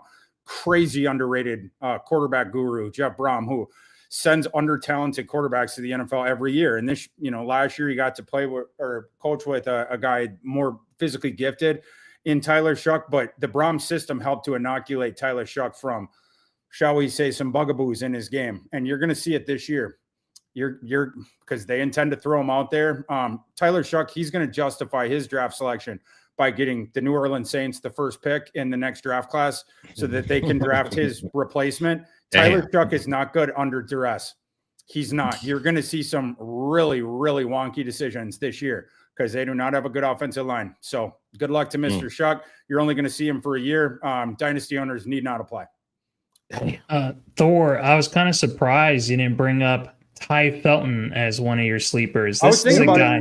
There we go. This is a guy that's going now undrafted in a lot of drafts. Yeah. I have him as high as the 3rd round. I think him and Dylan Sampson are probably my 2 favorite players in the 3rd round, and there's no other better wide receiver to be drafted in that spot. Tell me a little bit about your thoughts with Ty Felton. Yeah, he's interesting for sure. It's funny. His you look at his mock draftable page, his top athletic comp guy in the NFL, going back 25 years, 30 years of NFL combine data was actually Jalen Naylor. So it appears that the Vikings. Oh my Lord! They have a tight. They didn't let Jalen Naylor make the pick, right? Because it seems what the NFL like to do sometimes. Yeah, make the replacement pick. 1,000%. And for dynasty owners, Naylor has 1 year left on his deal. And Naylor, he showed up and he was like, everyone is like, oh, he looks like Deebo Samuel now. He obviously put in a lot of work this offseason. Naylor wants to get paid. Is he going to show to be good enough this year to get to get paid by somebody else? Vikings ain't going to pay him. Right, like yeah. They just paid their backup tight ends, so yeah, they can't afford them. Yeah, they've spent a lot of that Felton pick tells you Naylor's got 1 year left, almost regardless of how well he does. Right, like if it's really good, then you especially don't have the money to sign him. Ty Felton is his replacement. Yeah, could Ty Felton challenge him this year? We'll see. Ty Felton. So I go back and forth with Ty Felton. He was a really hard evaluation because there's some things of his game where it's like, man, this guy could be, he could be a difference maker in the NFL. He could flip some games. You have all world speed and he's an all world athlete. Beyond that, at the NFL Combine, there was one day when the receivers were running off, like after they had run, I think it was after they had run their 40s, and one of the receivers does like this flip in front of the rest. That was Ty Felton when they're running off the field. Like if you ever see that replay, very, very athletic, very, very good yak. That's what Maryland did a lot with him. Maryland did not, when Felton started getting the more touches here, especially last year, but also year before, both years they had noodle arm quarterbacks. So he was the focal point. He had a 30% targets per route run. I mean, it's one of the highest in the class. And his biggest damage was inevitably on Yak, right? When you get that touch for him, and he can erase angles, the acceleration, he can get out of sticky spots real quick. And then when he's in open grass, it can be a problem. Like his vision, with that, and he can you'll see him occasionally break arm tackles. Play strength is not a plus at all, but when he gets hurtling down the field, some corners are going to have issues wrangling him to the ground. The thing with him, where I go, like I said, back and forth, the playmaking flair and the world-class speed speaks for itself. Good fit. The two things with him, I mentioned the play strength, and this goes, my issues with the play strength, it goes into two other areas of his game. Number one, the release package, and number two, the ball skills. The ball skills, you see him get jarred, or when you see him get jarred at the catch point contested, he drops a lot of balls. When that guy's open, his ball skills are good. When he's crowded, I think this goes back to the play strength thing. He just sort of gets zapped. And you'll also see this with him off the line. And he really needs to work on the release package, because lacks the play strength. When he gets jarred, you can funnel him where you want him to go. You can also stall his engine off the line. And right now, he's more the sort of north-south. And so he sort of telegraphs which direction he's going to go and doesn't sort of play off of that. Mm-hmm. And so it was easier for some press corners in college to get their hands on him. He is never going to play strength is always going to be a bugaboo with him. So he needs to improve the release package in order not to get mugged off the line. But if he improves that release package, and if you figure out Keenan McCardle is going to work with him on the ball skill thing, like the thing with Company at the catch point, can we do anything with that? Can a body positioning thing? Can we get him into some, maybe not VR, but can we get him with the jugs machine? Get some sort of drill where you have some, clawing at his arms or something, right? Like something with, if he fixes those two things, they're going to get a ton of value out of that pick. That is a long-term starting receiver, but those they're not small things, right? But if he can fix them, he's got all the ability he needs to do some damage, especially playing with a guy like Jefferson and Addison potentially. The only other guy that had a worse contested catch rate was Isaiah Bond. And they're like two at the very, very bottom. Play similarly in some ways, right? Yeah. Isaiah Bond, though, it's not a problem anymore. His football. What's going on with him? He's not even. He hasn't even been picked up by a team, has he yet? No. Isaiah Bond is going to have to get done with his legal stuff. Like he was crazy. Yeah, rubbing people the wrong way as well, plus legal issues. It's not what you're looking for heading into the NFL. Yeah. If they're going to drop good last year either, by the way. If they're going to drop a QB, they're going to drop a receiver, man. So for sure. Anytime a QB can drop because of some controversy, a receiver don't stand a chance. So hopefully Bond get that figure out, man. We want to see all these guys reach their goals and be what they want to be. But with this rookie class, though, Thor, we know you know it all, man. We know you got it down packed. You are one of the goats, man. I'm gonna give you your flowers while you can smell them, and your drinks while you can drink them, man. So you one of those dudes. But I did want to, before we close out, man, ask you. I made this little whatever this is right here, and I'm gonna open the floor, man. I know we got some people in here. Ask Thor, baby. That's all I want to do. Ask Thor, whatever you got to ask my guy before we let him go, man. Before we clean the house, Thor, man. I just want to ask you, first of all, why you here? I finally got you, man. First of all, I appreciate you coming, man, because I say this, right? I don't even remember when we followed each other. I just remember you hit me and was like, hey, anytime you want me to show, I got you. And I was like, damn, okay, bet. Like, you know what I'm saying? I didn't know when to ask, but you kind of hit me first about it. So I'm like, damn, that's what's up. I heard you was at the expo last year. I don't think I came across you last year. Were you at the expo last year? Not last year. No. Okay. The year before. Yeah. Okay, so 2 years ago. So I definitely didn't see you 2 years ago, and last year I didn't see you. Are you coming this year? We'll have to see, because last year the reason I couldn't go is because for work we were recording these shows for LG TV in New York at the time. Mm-hmm. So have to see if that's going on again. But if not, yeah, I'll be there. Okay, cool. Yeah. I just say this. I wanted to say, man, I don't have to ask you this, but if I see you at the expo, brother, drink on me, man. Whatever you're drinking, I'm buying it out of a Vikings horn, whatever it is, brother. I'm ordering it. It's on me. I got you. And one thing that everybody know, the chicken tenders is on me too, man. If you know, you know. Nice. I get Yeah, them chicken at tenders the hotel bar. No, there's a bar next to where we go the first night there. Okay. It's like the big thing. Everybody goes there. The chicken tenders in my hotel bar were delicious the last time around. Okay, I forgot. I think it's called not Gracie's. I forgot the name of this place, but everybody goes there. It's like a standing room only. You're breathing over each other's shoulders. Your chicken tenders might have somebody else's breath on it, but they taste bomb, I think, because every time I order them, I end up giving them away. This is not doing a good job selling them, but they are really good. Well, yeah, and you know, as you guys know, D-Bro needs a chaperone as well. So for I might go down there either way. There we go. Yeah, there we go. Well, we did down there, and just so happened, right? The theme of South Harmon. I don't know if you know the backstory, but the movie Acceptance. You ever seen that movie? In college, right? Exactly. Yeah, right? I seen that one. College. Yeah. So when Mike and Adam created South Harmon, that was their goal of kind of creating something from nowhere and just bringing a bunch of guys that probably don't blend together, don't make any sense, but making it work. And that's pretty much what they created. And when they did that, little do we know that Canton, Ohio would have a school that was an Airbnb. So this school that was like 10-minute walk from everything. Thor, I'm telling you, this thing all the chain, man. As soon as you go in there, every classroom had beds in it. So the principal room, and we had a auditorium with the bleachers. Like we literally was living the dream for 2 years straight, and now it's sold to a church. So Wait, really?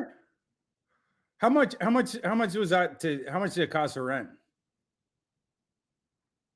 This has already went mute. That's fine, but it didn't cost all that much. Sometimes Mike just gave that shit out for free because he's just kindness of his heart. No, but like, how much the whole thing to rent that for per night? How much would that cost? Oh man, I can't. I remember spending. I think for the weekend we were charging like $300 to $500 for the whole week. So you multiply that by 20 people that were coming in. It was not cheap. And we got a discount price too. So, yeah. Here, Fizz is gonna have to unplug his mic and then plug it back in because we can't hear him. But I got a question for you. This is a non-football related question. I hit mute on my mic. Sorry, brother. Oh my! We said you were muted like 3 times. No. I forgot. If I hit it right here, it goes out too. So, my fault, right? What I was trying to say though, Thor, I'm heartbroken because last year was the year. I think the first year when I went with the guys, that was my first year even getting introduced to the guys. And then I had my whole weekend. I met Dez Bryant and all this stuff, right? But that weekend was like the introduction. So last year, the school, they actually built more rooms. So we had a second floor. So the second floor, we had the middle room where it was 4 bedrooms in one. And then we had the college football 25. We had tournaments in there all night, all day. T-Rock is the chef. So you go downstairs, he in the kitchen all day cooking. Right?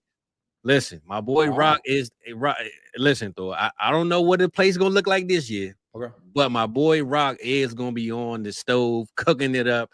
I'll let him explain to you a little bit, but I just say this. I told Pat, because me and Pat always talk. Pat Fitzmore, we always talk every time we go out there. And I told Pat, I said, Pat, listen, it's almost like when we come here, we just come here, we come outside of the school premises because we just come and kick with the people. We literally have everything we need inside of this school. I'm talking about the kitchen, the auditorium, the Wi-Fi, the TVs, anything we needed, bro. We did not need to step outside of the premises. Tournaments going on all the time. Yeah, NCAA tournaments. We had a karaoke night. We made the guys sing and dance or whatever. You know what I'm saying? Like it was. So this year I'm a little salty because they sold the school book. Because I told Pat in 2025 we were going to invite other people from the industry and just come by and have a night on us. But unfortunately, we don't have it, man. I'm so heartbroken behind this, man. But I'm gonna see if I can find a room and send you the Airbnb pictures, because bro, it was one of the dopest places I ever stayed. Shout out to Mike and Adam for this great experience. Man. But I say all that to say, man, hopefully you do come this year, and if you don't, it's all good. Either way, chicken tenders and drink on your boy, man. I got you covered. Hold up, my boy D-Bro, he heard you, man. Hold up, man. I'm gonna hold you to that. My boy Brody heard him. Oh yeah, I got you, man. Listen, I got you, man. Ain't no question about it. D-Bro, listen. D-Bro's here. That's what I said. He must have heard it. I ain't seen him all night. He must have heard it, man. I hope he didn't hear the thing where I told him he needed a chaperone in Canton, and that's why I was thinking about going back. Well, if he didn't hear it before, he certainly just heard it now. Well, one thing for sure, two things for certain, though. We definitely, man, appreciate you. We want you to see you out there if you can. If not, we definitely gonna link another time. But Rock, you got anything for Thor before we get out of here, man? I do. It's a non-football related question. Just whenever you get someone who has been doing it as long as you have, Thor, I like to know, what are some of the keys for your success with your process that maybe you don't get to discuss all that often, that you're very proud of, that might surprise some people? And my follow-up question is, what keeps you wanting to do this work after so many years? Because I think being able to be in this industry, to be able to do anything in life and do it with the amount of passion that you have after so many years, I think that's something that people should take, stock from. So I would love to hear about some of those things from you. Thank you. Good question, brother. Yeah, it was a great question. I super duper appreciate that. The first part, I would say, it's work, right? So like, people getting into it initially, you got to resolve yourself to outwork other people. It's sort of the only way. And then, you're going into something, you have an interest in going into something. What areas of it have not been explored yet? And, you're just trying to look to give value to, the audience or, the clientele, whatever line of work you're going into. But, I've always, from when I was a kid, I was obsessed with the NFL draft, and I consumed everything that I could, and all the preview magazines. I've been buying them NFL draft magazines since, I could read, essentially, or since they start coming out, and everything on the internet, all the shows and whatnot. And so when I went to college to go into sports journalism, and when I got a shot to start writing about the NFL draft, that was my dream. And when I did, I had a really, really good understanding of the way that the subject was covered, what people did. And I had really strong opinions about why the fuck doesn't this thing exist, or why doesn't that exist? And when I got an opportunity, it was I'm going to create them, right? And so like, for instance, when I was a kid, I'd always get annoyed that the big boards in the back of the magazines would run out 50 names, 100 names. It's like, once at that time, I couldn't watch all the players. I didn't have a great understanding of all the prospects, 4th, 5th, 6th, 7th round. Mm-hmm. Certainly not the UDFAs. And I would get so annoyed because, by the time you get to the 4th round, all your names are crossed out, right? And when I was a kid, that's how I did it. Every time a guy got picked, you cross them out, whatever. You have your best available list. So it's like, why don't people have, bigger big boards? That's why I started making the 500 player board. So you could use that for your, through the UDFA process. And then I love player comps, and, so I was like, why not combine the two? And we'll put 500 player comps on a 500 player big board. But it's just different stuff like that. Trying to have an understanding of the thing itself that you're going into, and then what niches of this haven't been covered yet, or that I think should be covered, or where can I end up giving value back? And then as far as the second part of it, of like, keep being fun for me, it's because I fall on my face and eat shit every year. You make 500, basically, to make a 500 player big board, you are asked to make 500 predictions on outcomes that haven't occurred yet. And, we're talking more like baseball percentage, where hitting 300 is considered really good. You're going to whiff a whole bunch. Right. And so I'm really interested in, why does this evaluator X, why does he draft better than this guy? Or why, person X in my industry, ranking guys, why have they had more success? Maybe another person not as much. And can we find anything in the data, or, things that I've seen of these players, over the, going back years and years and years, that can point me to this guy has better chance of success at this guy? it's just really fun. Putting that out, putting my name on it, the conversations that it leads to. Obviously, you guys know I have fairly ardent opinions on this stuff, and I earn those because I did the work.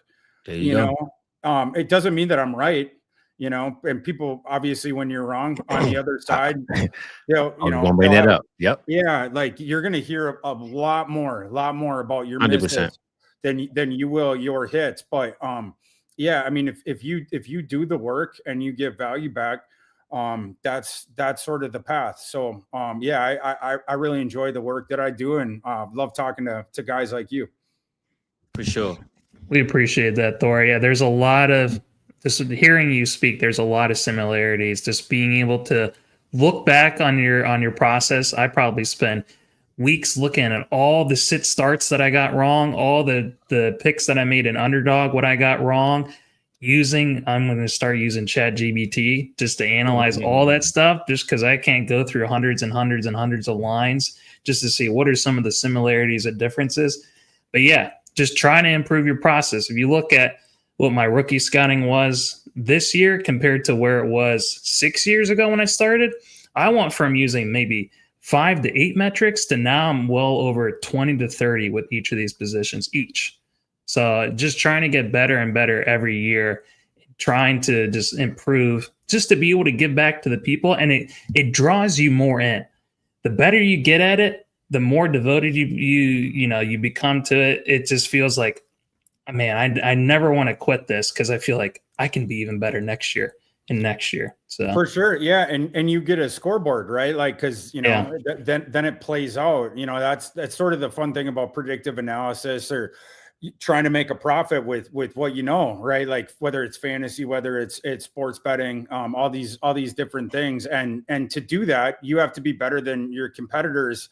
One way to probably the best way to do that is the guys coming into the league, because I mean, sight unseen, there's going to be a lot of guys in your league that they're just going on what the echo chamber says. Well, the echo chamber, they're wrong all the time. I'll take my opinion above the echo chamber any day of the week, right? I feel the same way about my process. I'll take my process over anyone's. For sure. Yeah. And so, like, in these kinds of drafts, I already know, here's the list of small number of guys I want, this pick. Here's the guys that I'm going to be avoiding. And, again, like I'm not always right, but, you do learn from your mistakes. Like, you said, like, for instance, one of my biggest mistakes ever at the wide receiver position in a pre-draft process was Hakeem Butler. Like I watched him at Iowa State. I was like, oh my God, this guy is going to dominate in the NFL. And then he went to Arizona. And he obviously didn't. And in the draft class year before last, there was a guy where if it had not been for Hakeem Butler, I would have rated him higher, because he was the exact same. It's like him and Hakeem Butler were twins separated at birth. Johnny Wilson. Yeah, Johnny Wilson, Philadelphia. They had the exact same. They had the exact same body. They had the exact same athletic testing profile, and strangely enough, they had the exact same red flag drop rate.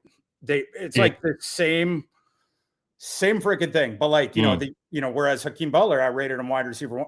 You start watching Johnny Wilson's film, it's like, it was like, who is that? Not Andre 3000, the big boy, when he's like, I know that's not who I think it is. Like that's what I was Hey, don't make me go. I was like, I've seen this guy before. This is Hakeem Butler. Or you talking about archetypes? That's going to be one of my next big projects that I really want to dive into. I want to look at, with all these upcoming future rookie classes, compare their profiles to the best college profiles and also the best NFL profiles. See where the similarities are and where the differences are.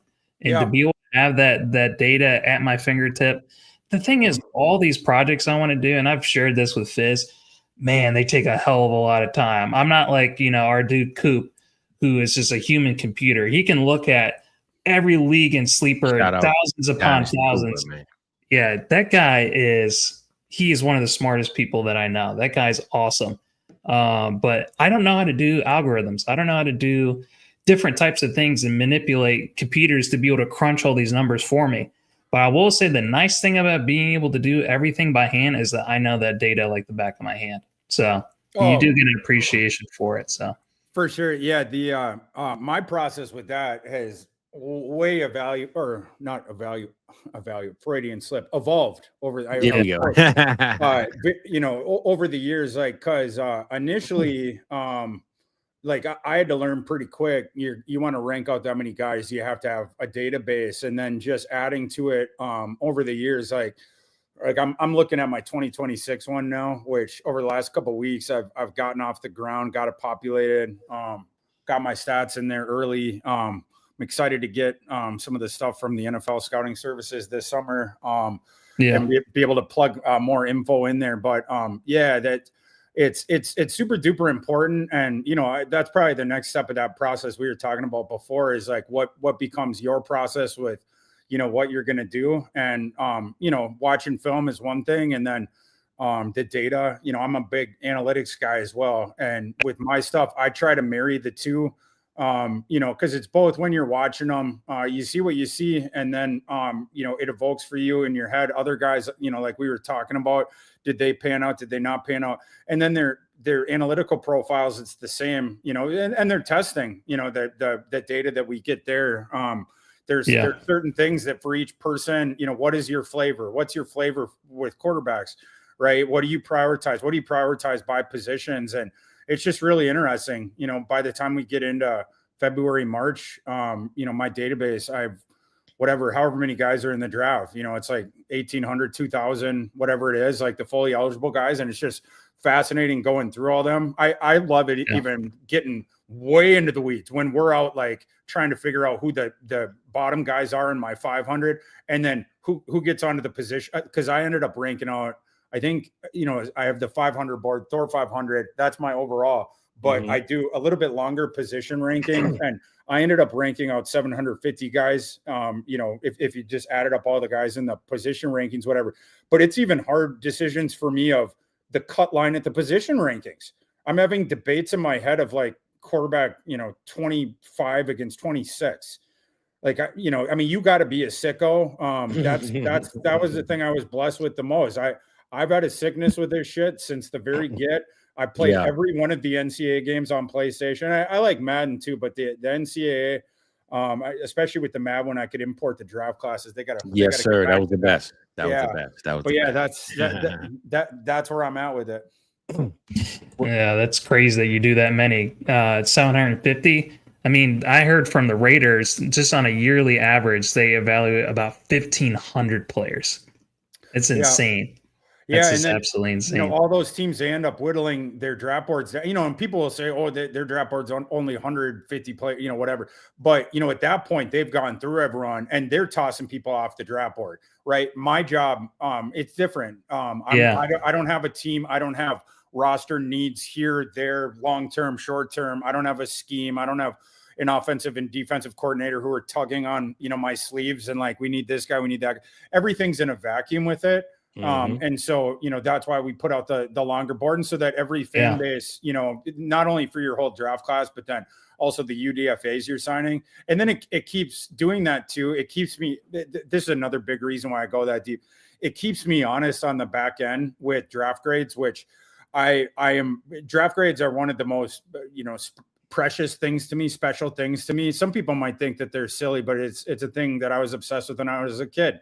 And when they started coming on the internet, I would be refresh. And when I was a kid, I'll update myself again. The last day of the draft was Sunday, but on Sunday night, I'd be hitting refresh, waiting for the draft grades to come out. But if I have a whole bunch of people ranked out like that, and I have a sound methodology for giving values to each of those players, depending on where they sit on my pre-draft board, and then you start comparing them against slot values and stuff like that, try to get an idea right after the draft of like which teams had the best ROI on their picks, which teams appeared to squander some equity with their decision. But then also when you get into the UDFA process, I'm the only person that I know out there that every year annually does UDFA class rankings. And big part of the reason why is because the work I did in the pre-draft process. And then, it's just math after that, depending on which set of players each team got, I got values on all of them. So That's why we do it like that. Yeah, that's really awesome to hear. And I've told Fizz the next other big project I want to do is looking at team environments, being able to have a grading system for every scout, every coach, and just every team environment. Because we can do all this work, but if you go to a bad situation, it doesn't matter. So just being able to have that other part of it too, that's something I've been wanting to do for years, and that's going to be a lot of work too. But that's what we do, man. So.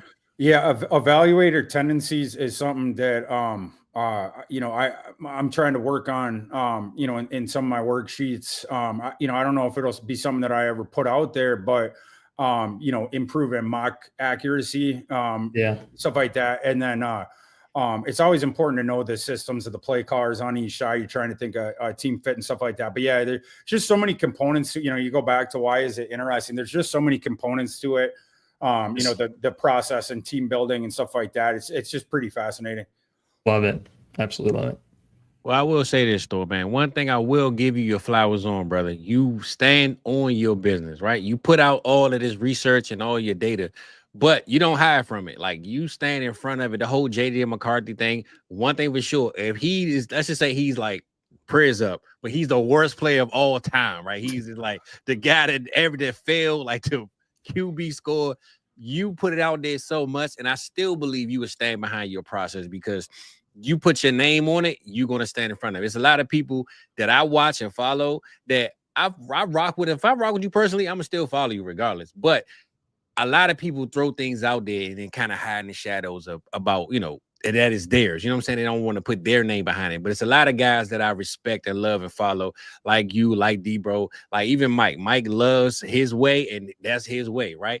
A lot of us put in work. T-Rock, he's literally, me and T-Rock is in our rookie season. I think I got signed on a little higher, but I just hit 1 full year of doing content. So I would just say I feel like I'm still in my rookie season in a sense. But everybody that's probably watched me should know or does know so far. One thing I love about this game, Thor, no matter if you're right or wrong, we're all right or wrong, but as long as you enjoying what you're doing, brother, it doesn't matter to me. You know what I'm saying? I play this game because I enjoy it, right? I'm going to tell you this, like, I'm a Kyle Pitts guy. Kyle Pitts, tight end 1. It's going to happen at some point, right? I'm going to keep screaming it. I don't care if you believe it or not. So I'm just saying all that to say, as long as you enjoying and loving what you're doing, that's what this game is about. And the people are going to love and follow the people that they respect and actually enjoy watching and listening to. So you one of those guys that I believe we all should listen to and follow. And just because you got 500 players, if 300 are wrong, guess what? You hit 200, brother. That's how we hitting, and we ain't mad at you. You feel me? So I like that you stand in front of your work, though, bro, and keep doing what you doing, my man. 1,000%. I appreciate that. And yeah, you have to, if you want credit for being right, you have to accept the opposite, right? For sure. And the other thing is, I don't understand, first of all, it's like I mentioned before, you're going to miss a whole bunch, right? Whether it's sports betting, a fabulous year of sports betting, you're hitting 55 or 56%, right? Like, and if we knew it all, we all be rich, right? We wouldn't be gambling too much. That's the thing. And when you're giving your opinion to an audience, the most important thing for that is just to show that you have done the work, right? I mean, no one is omniscient or God. Even like I work for Matthew Berry. He's like the godfather of fantasy football, right? But Matthew Berry, he's not making lineup decisions for every single person. He has a big time pull, right? And he has more influence than a lot of folks, but nobody is you're trying to, the audience, they're picking opinions from the different people that they respect. They just want to know, have you done the work? Yep. Right. Like, and that's, and do I respect your opinion? Right. Like, because if you're just another one in the echo chamber that is just saying what everyone else is saying, it's safe. Right. What value does that have? If you haven't done the work on your own and are willing to put out your opinion, right? Regardless of whether everyone else agrees with you, or as been the case numerous times in my career, McCarthy at the beginning, now everybody agrees with me. But last year, in January, I was, me and D-Bro and a couple other folks, but like, it was very sparse out there on McCarthy Island. But yeah, whether I'm right or wrong in an individual, this case, that case, whatever, the audience knows that I did the work, right? So exactly. You can at least hang your hat on that. And whether you agree with me or not, or whether you think I'm going to be right, you know that I spent my time wisely doing the work on those guys. Yeah, but not only did you do the work and you delivered the work, but it's also about being confident about what you put out. And I think that's what a lot of people miss. They do a lot of research and a lot of work. And I always remind Rocket is right when he puts out his data, make sure you doing it in the sense that people can say, even if he's wrong, I'm gonna still watch this guy because he's so confident in what he believes in that he didn't convince me. Like I told you, I'm not gonna lie. When Michigan played, I was a little down on JJ. I didn't see what you saw. You've convinced me enough that I believe this dude is about to be one of the greatest quarterbacks of all time, bro. He ain't thrown a pass in NFL yet, but I'm believing my man Thor on this one because you are that confident, bro. And I believe and bleed confidence because that is the way of life. Nobody's gonna follow you or listen to you, right or wrong, if you're not confident. So I appreciate your confidence. We appreciate your confidence, and we appreciate you coming through tonight, my brother. So any last words before you get up out of here, though, Thor? It was awesome to join you guys. I hope we can do it again. It was a long time coming, but I had a blast. And I hope we can do it again sometime. Well, listen, I don't know. You might not know, Thor, but I didn't play this because one thing about on this channel, Thor, we like to have fun. I don't ever want to be labeled as just a regular show, right? I got my music. I told Rock, I said, look, we got Thor tonight. We're gonna tone down a lot of my sound bites just because we know Thor gonna give us the information. But you can't leave here without giving us one of these, Thor. I am a rapper. I'm pretty sure you heard the intro song. I do music. I got my favorite line every guest has to give me. So you got to give me one of these before we get up out of here, and we're gonna let you go, man. But actually, before we do that, let us know where we can reach you at, where we can follow you at, all the information, your 500 list. Give us all of that, man, so these people can show you some support and some love, man, from our side of town. Appreciate it. Yeah, on Twitter at ThorKU, and you can find all the NFL draft stuff. And this summer we'll be doing like the early top 10s, the by positions, and kick off the mock draft and stuff for the 2026 class on fantasylife.com. That's Matthew Berry's Fantasy Life. There we go. All right. Well, damn, I keep finding new stuff to talk about though. So we'll pull up 3 names, no analysts, no breakdown. 3 names in 2026 class that we need to be zapped onto the TV. Just 3 names. Give me 3. No analysis, no nothing. Just give me 3 names, and we're gonna write them down, and we're gonna say Thor told me. just as far as like fun to watch, it will be on the field rookies. Well, the guys that we want to draft next year's class. Give me 3 of them names that we like. This is it. These are these 3. It could be any position. I just need 3. I'll go. In that case, I would do Genty and T-Mac for sure, but also Tyler Warren. I think Tyler Warren is a little bit slept on.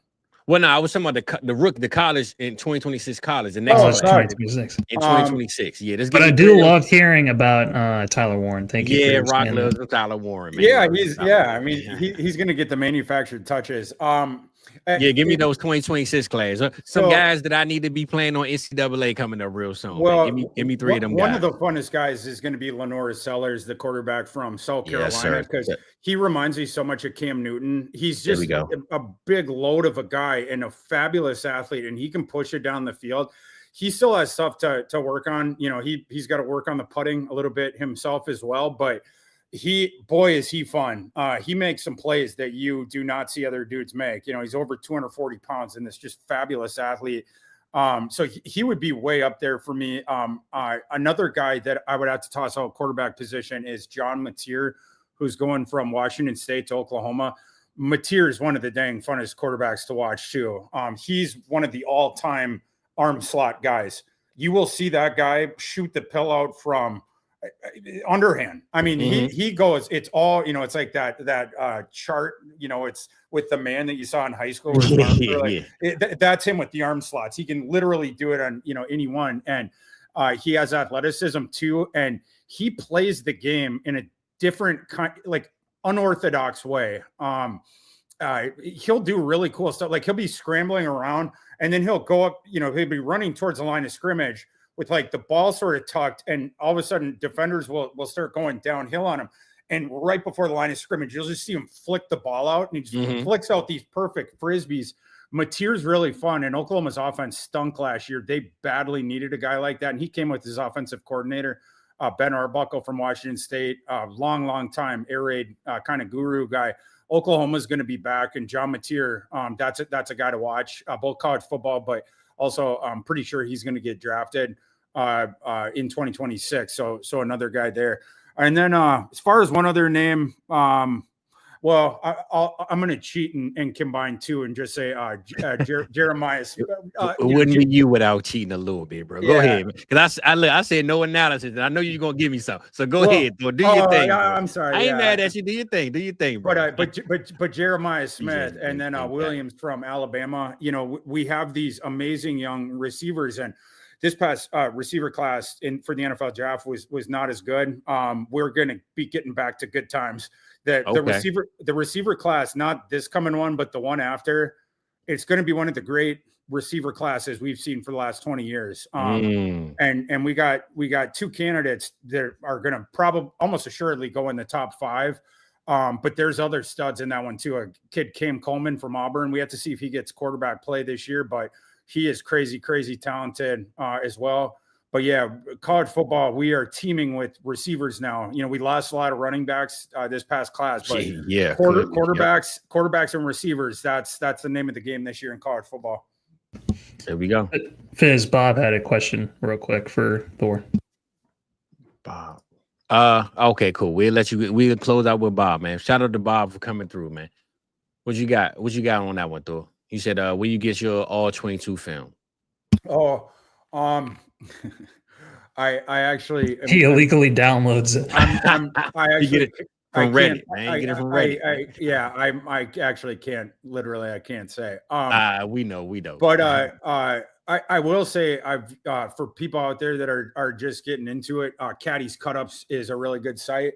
A lot of times, I'm gonna write that one down. It's like a what do you call it, Substack or one of those? How do you call it? It's one of those things. But anyhow, whoever this guy is, Caddy, I guess, he does a really good job of like getting a couple out at least for each guy. Putting the cut-ups.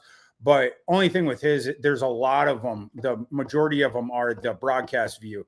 So that's what makes it tough. He does have some that are all 22, but like obviously you're evaluating quarterback play, you're evaluating wide receiver play, routes downfield, you're evaluating defensive backs. Like there's positions you can't do it without all 22. So yeah. One of the first search results when you type in Caddy's Cut-Ups is Seth Dewall on Caddy's Cut-Ups. That's our dude, Seth Dewall. That's hilarious. You just see his face. Oh, nice. Yeah. Shout out to Seth, man. Shout to South Harmon alum. Well, not alumni. He's still here. So shout out to Seth. He's a part of the team. But Thor, I keep finding a way to keep asking you something, man. I'm gonna let you get out of here because I know you need to get some sleep and some eat. But I do gotta ask you, man. I'm a Florida State guy. What we looking like this year, man? Well, it's gonna be interesting, isn't it? Because probably not. But go ahead. Well, because I think if they struggle again, they're gonna fire Norvell, and I think they're gonna go after Deion Sanders. Okay, there we go. Yeah, but. So, I mean, if I was a Florida State fan, I'd almost think it's a win-win regardless of the way the season goes next year. Because if Norvell falls on his face, go, baby. If that was me, get out of here. And I'd rather have Coach Prime. But they brought in a lot of interesting portal guys, like the Deuce Robinson kid from USC, that's 6'6", whether he's listed as a wide receiver someplace, tight end some places, whether you consider him a big slot or he can play on the boundary as well. Mm-hmm. They went out and they got some fun guys. We'll see. They're once again, Norvell has overturned a decent amount of that roster. Last year, obviously, they just turn the page on that one. But they got a shot to turn, get back on. Because the ACC stinks, right? And like you see the importance of hitting right in the portal with what happened last year. They made a couple of incorrect decisions. Uagalele, obviously, right dang near the top. I would even argue not having a viable backup. They really should have signed a veteran as well, as a potential QB2 option. But Norvell has been good in the portal in the past, so hopefully the guys that he signed this year, you're going to get closer to that. Though I'm not gonna lie, you locked into this game because I was just waiting for you to say they are going to be some straight trash. No need to conversate about it, man. But you made it sound good. You sold me a bumper that was broke off of another car, and I appreciate you, brother. So, Thor, man, we appreciate you, man. South Harmon, we appreciate you. The Vibes channel, we here for those that are just following, just coming through. Don't forget to hit that like and subscribe button, man. We definitely love that. Thanks, Thor, for coming through. My boy Rock is definitely here in the kitchen.